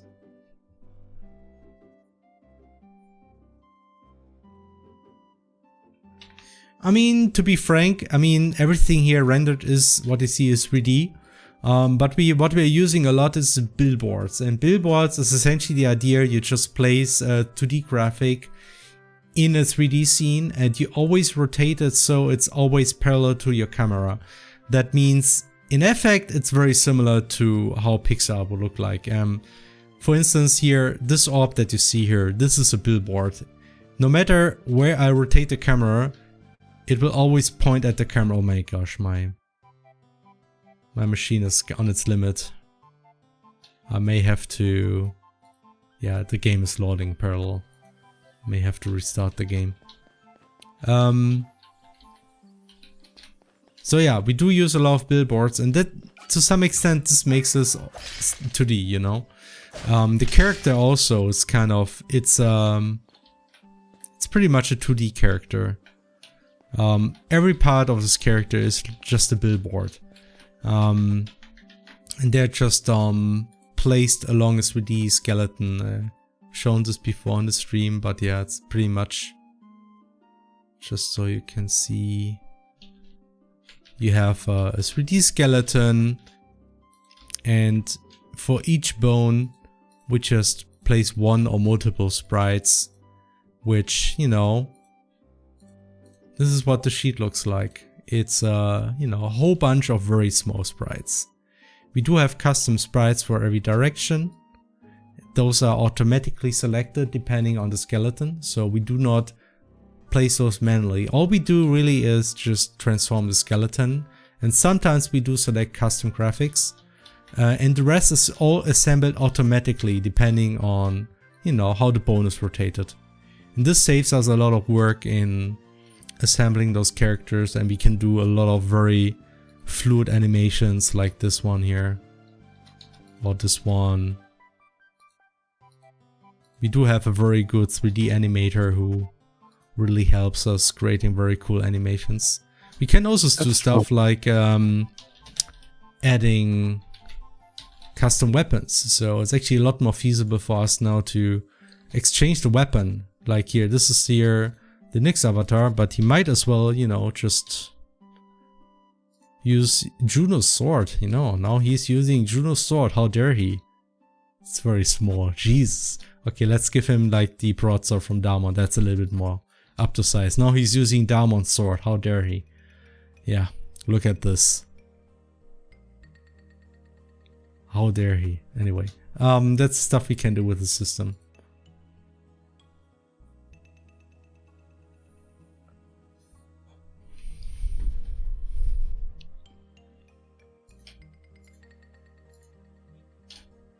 So,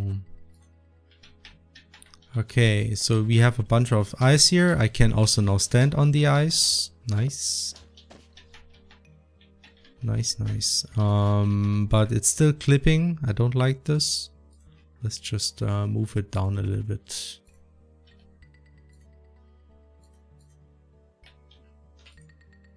Just one. Like this. I think that's enough.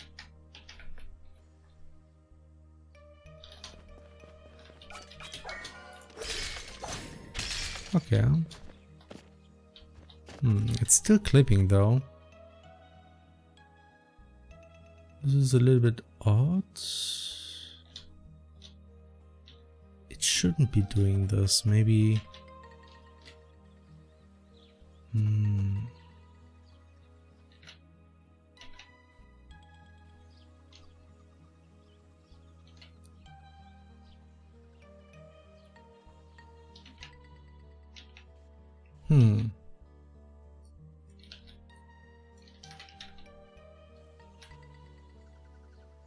Oh, okay, I get it. Yeah, no, it's because I keep spawning more. No, this is more or less correct now. I just need to add a check now so it doesn't keep spawning.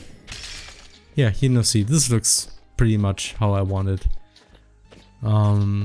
Obviously, like the ones at the edge should be more rounded, so I will just make diagonal pieces for those. But yeah, I like this. If I now keep spawning, it goes away again. Okay. Nice.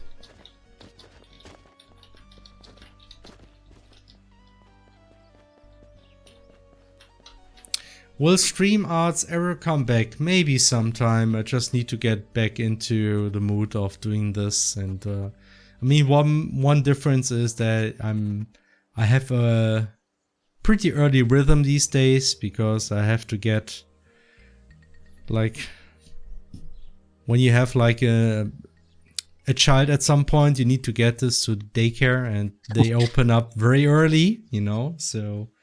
I have to go there, get there by 9 o'clock, and for this to work out, I need to get up at 7:30, and that's why I don't stream until midnight anymore.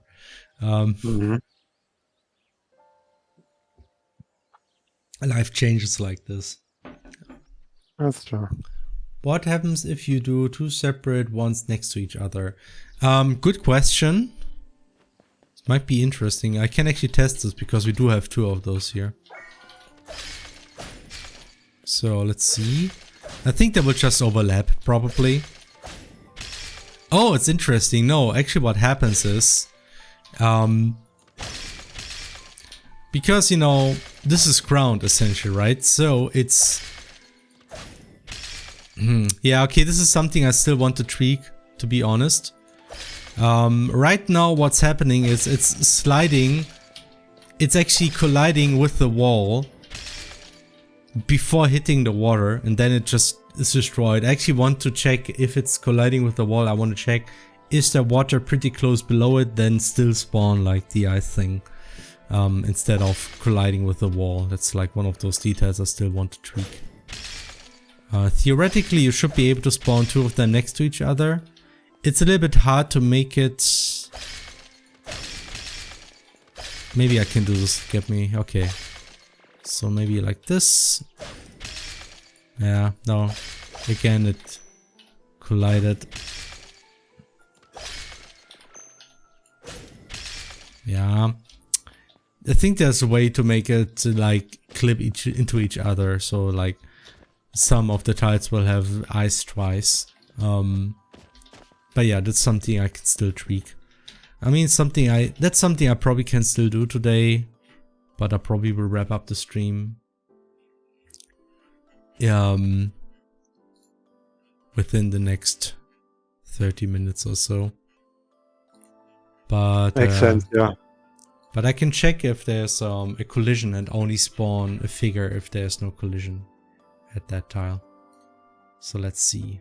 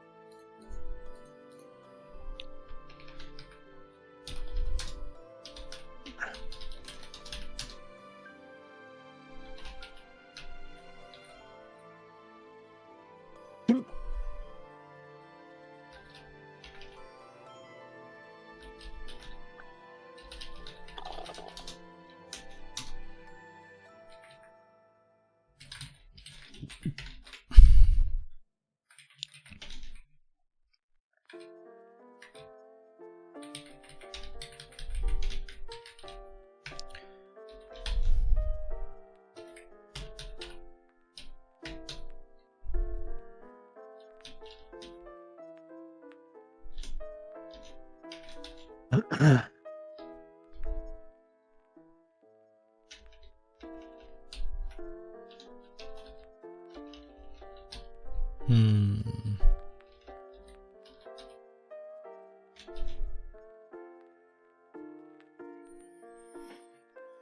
Hmm.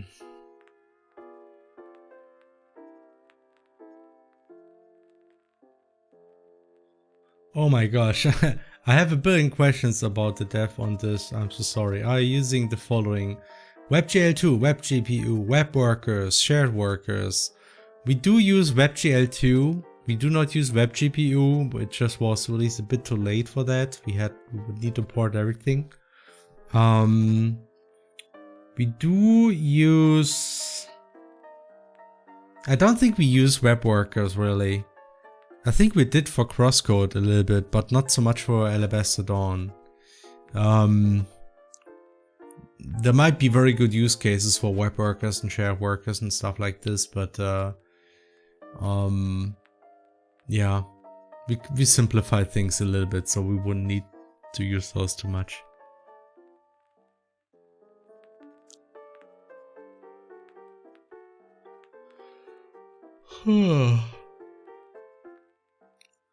Can you make system that removes the overlap tiles? Yes, I mean that's something I wanted to check now. It's a little bit tricky, I just realized, because I don't think I have a good check for this. I mean I can do some get entity. By the way, Felix, someone made a very nice drawing regarding a certain message we got in the stream. It's in our art channel. Oh no. Was it by a certain who? Yes. Okay. Whoever could have done this. Or whoever, rather. Perfect.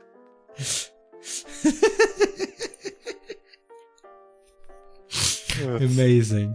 Okay, now it's gotta happen.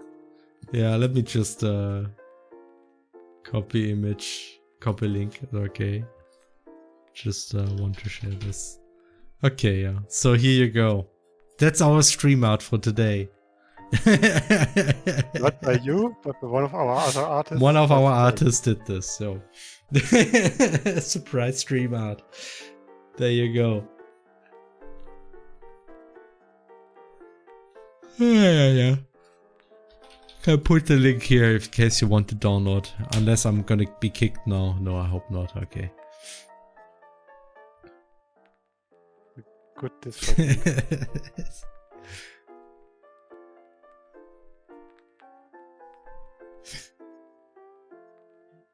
Nice. Nice.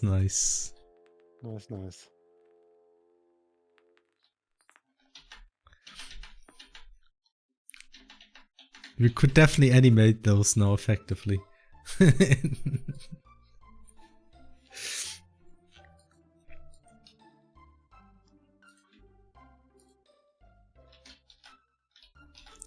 Okay.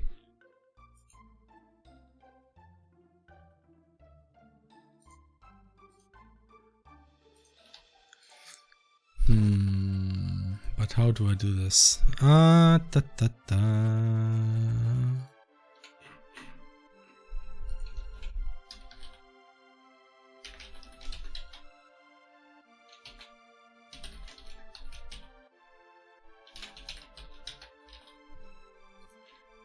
Ich over map hole. It's like, it's a very... Some of those physics names are really kinda dumb. Is over map hole. Is over hole. Is this over hole? This is like the concept of holes. It's something we had in crosscode. This is essentially just ported over that name. Yeah. Get fall height. Yeah, get fall height. God, this is getting close.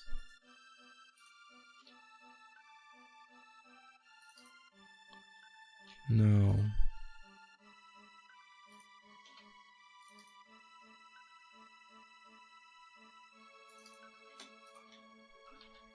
Oh, and apparently today is also the 25th anniversary of Breath of Fire 4. Nice.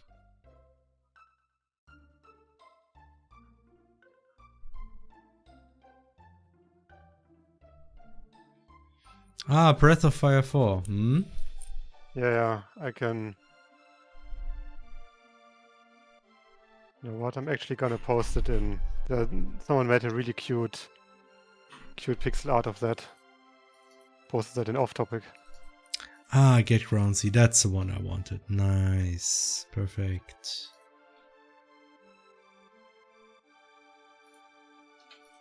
Yes, Get Groundsy Zelda. That's a more detailed... Yeah, that's what I need. Exactly.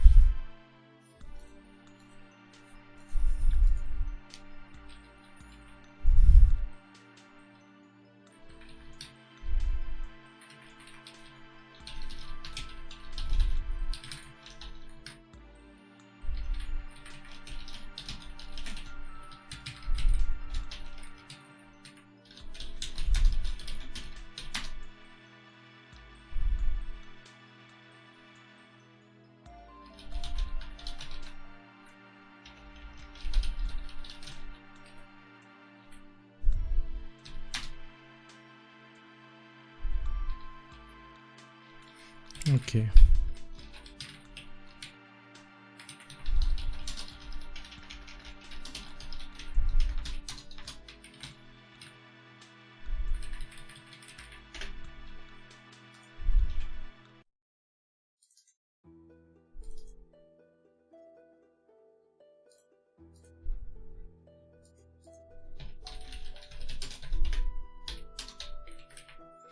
Okay.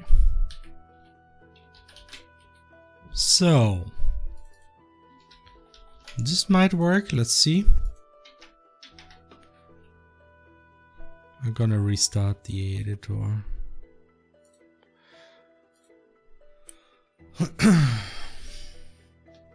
Have you ever thought about doing a turn-based RPG again? Yeah, we are thinking about this at the moment a little bit. Obviously, we'll be busy for a long time with Alabaster Dawn. But yeah, sometimes we're thinking about this. Specifically, we have been thinking about, you know, trying something similar to Grandia. Because it has a pretty cool turn-based combat system. And obviously a lot of people in our team have been very inspired by Expedition 33. But yeah.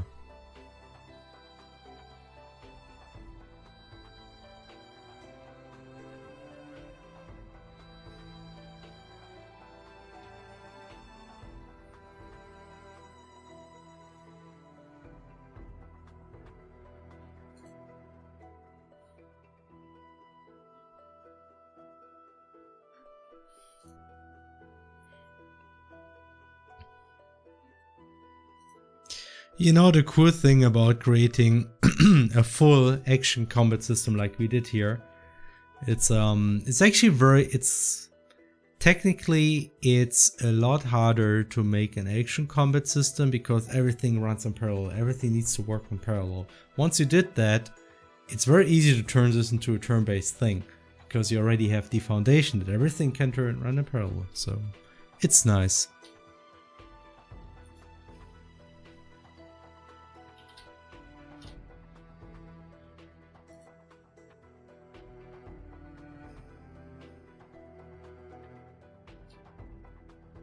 Where's my... Okay.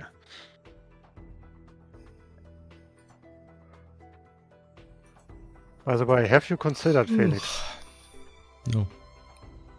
Fish. Fish? Fish. Fish? What? Fish are very good gameplay, I heard.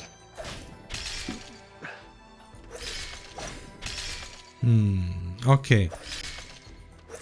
You see, everyone, you heard it here first. There might or might not be a fishing minigame. Yeah, in a way. I doubt it. I doubt it.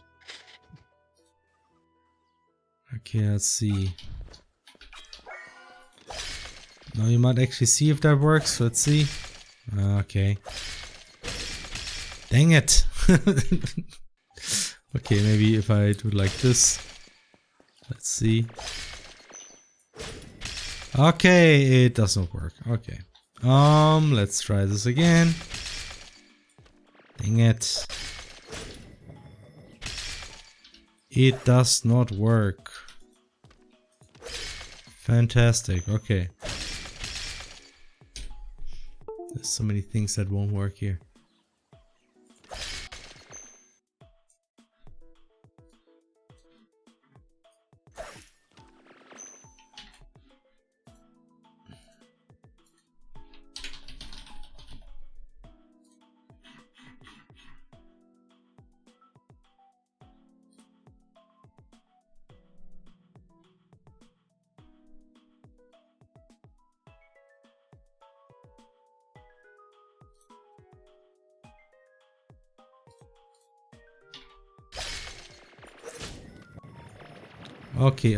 Okay. Sorry for the repeating grinding sound. I need to debug something, so...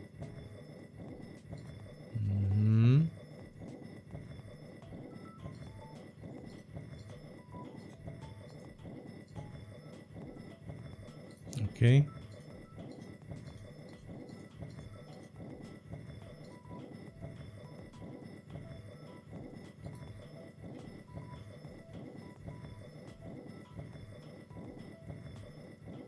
Oh, why did I... Okay, this cannot work. Ah, I'm sorry.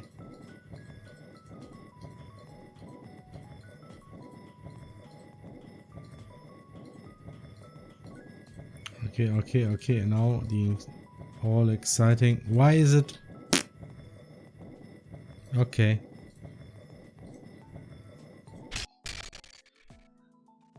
Dang it.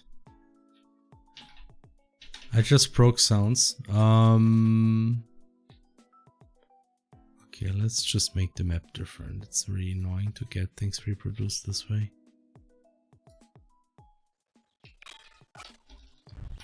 Yeah, okay, let's just...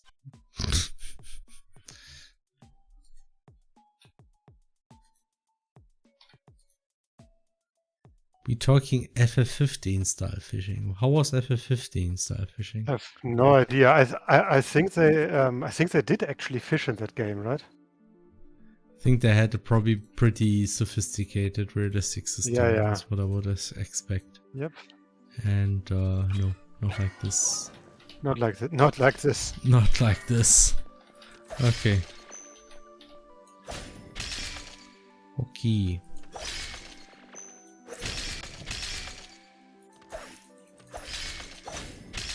Damn it. Let's make this higher. I'm sick and tired of this bullshit.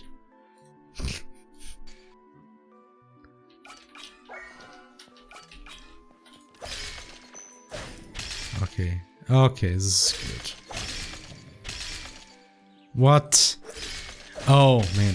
Yeah, I need to just delete the collision here. Come on, let's do this now here. Respawn, update, set off. No, what? The ice platform. Despawn here. Oh, this.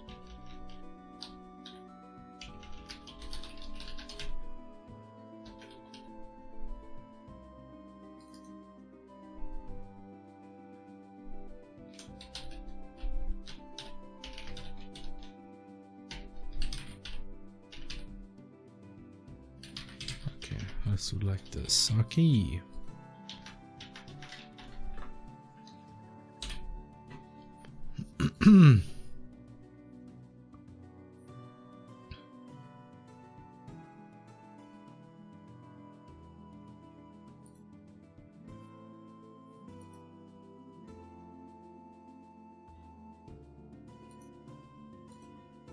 Stream is just sounds.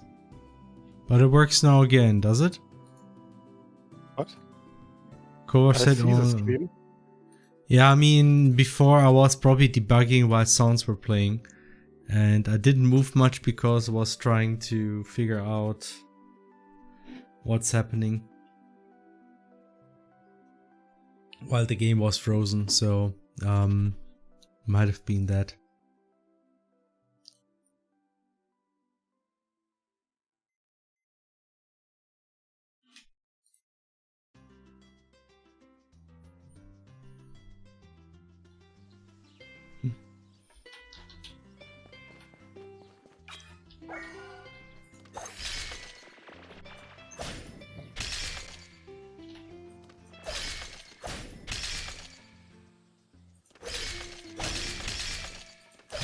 That's better.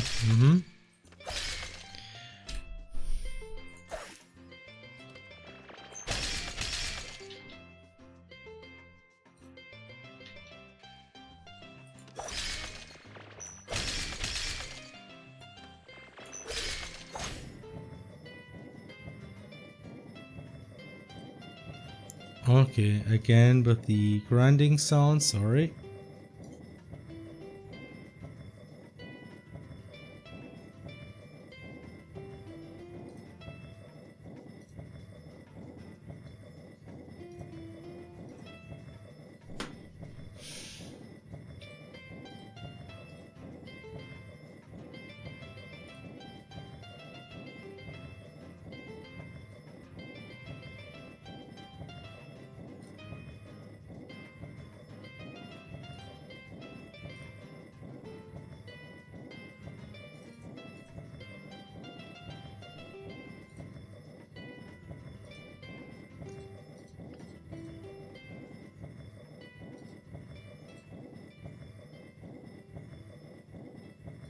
Lol, oh my gosh, what the heck.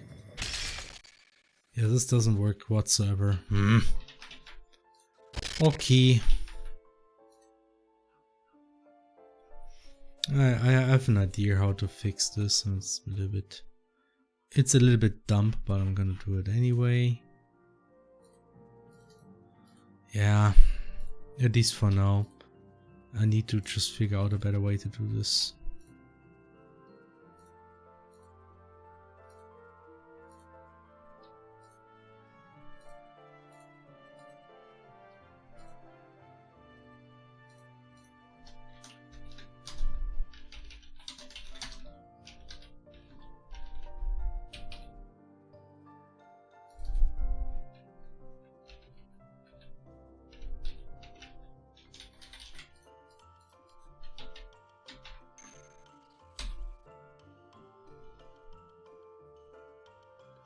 Yeah, honestly, the sound you're hearing is just a placeholder sound. It's supposed to be more like a sliding sound like we have in Crosscode. That's, yeah, it's gonna be replaced.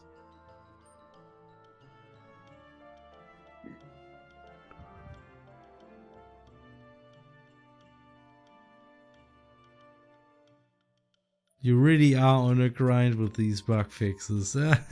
Yeah. Pretty much.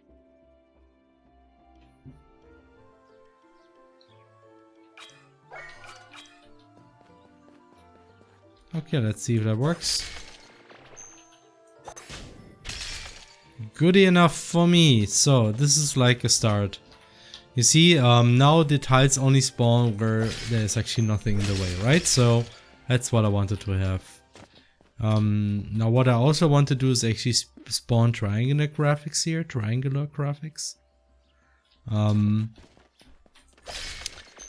but this will come next.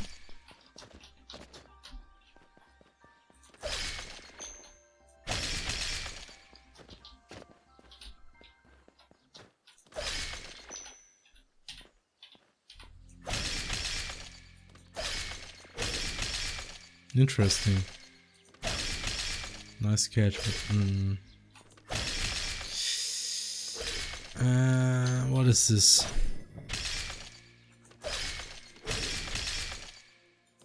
Doesn't spawn when there was previously something. That's kind of a bug. Okay. Need to look into this too. That shouldn't happen because the collision should have been erased. It seems like it might react to some collisions which it shouldn't react to, right? So those are actually hidden.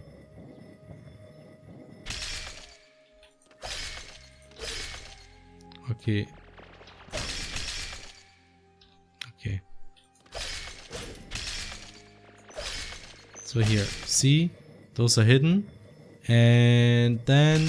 Okay, great. Maybe I could shoot this in a way that it doesn't... Yeah.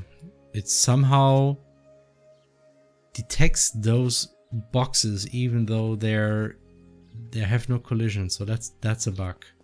Okay, that's weird. Interesting, yeah. Maybe there's a problem with the physics function. Anyway, it's reproducible, so I can fix this. Plop, plop. Okay.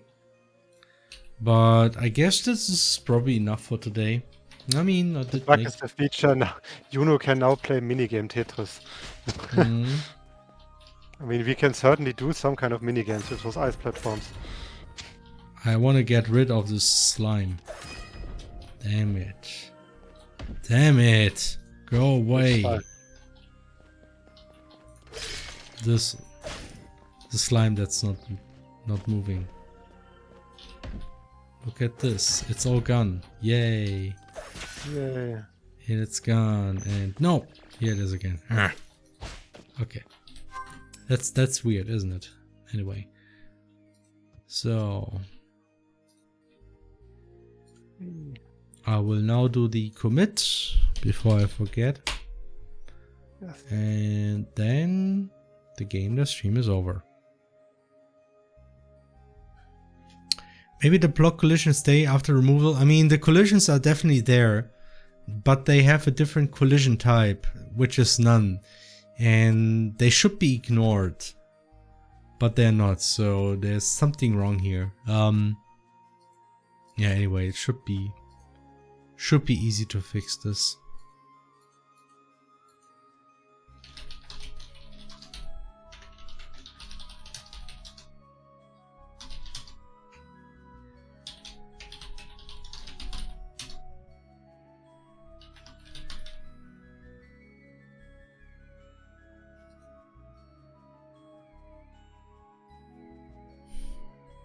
Okay.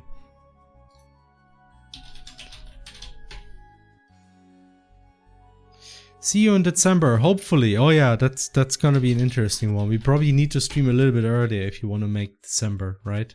Oh, right. That will Probably not around, not the final day on December. That's not gonna be a good stream. Maybe in 2 weeks or so. Maybe that works. You see. Yep. Like pre-Christmas celebration stream. Where we can tell you how little we have done that year. What? Oh no. Potentially. Oh no. By the way, you're planning to finish up, right? Yes. Okay. More Before house we finish, music. I just want to mention. No, I didn't play anything yet. I just want to mention. Consider watching. May I ask for one final thing? It's very good. It's basically a handsome lady who punches people. Oh yeah. May I ask you for one? It is actually very fun, and if you watch it English dubbed. The English dub is very good for that one. Since it's not AI generated. Did you see that? It's not AI generated. Did you see like the one thing where there's like a banana fish, yes. Banana fish with the AI dub, and it's horrible. And I mean, there was someone also shared like the clips from the No Game No Life movie, which also had like a horrible AI dub. Oh boy. Like, Jesus Christ, man, that sounded even worse than the banana fish one. Damn. Yeah. Yeah, we are living in a great time, man. Yeah, great time. You see, when people are pushing AI everywhere, and then quality gets worse, and things don't get cheaper, at least not for the consumer. So basically, it's lose-lose for everyone. Yeah, yeah. And more consumers are losing their jobs because of, well, great times. Yep. Anyway, hope to see you again next time, next month. Anything else? No. Something very important, Felix. Something very important. Okay, now we can stop. Nice. Seems to be the original. Unless we wait I for was too long. watching the whole time. Indeed. Indeed. Okay. Indeed. Yes. So, yeah. Thanks for watching, everyone. Thanks for watching. Thanks Until next time. Thanks for all the questions. Was a very fun stream. Hope to see you And again next time. Have a happy new year. Haha. No, maybe next year. Hopefully we'll see each other early enough this year. so we can say Merry Christmas and nice holidays and whatever. So yeah, 3 hours. Yeah, I mean it's But almost. we mustn't be careless. Okay. I'm leaving a bit earlier. I'm tired, guys. I'm old. Anyway, Yeah. until then, Same. bye bye. Until then, until next Bye-bye. time.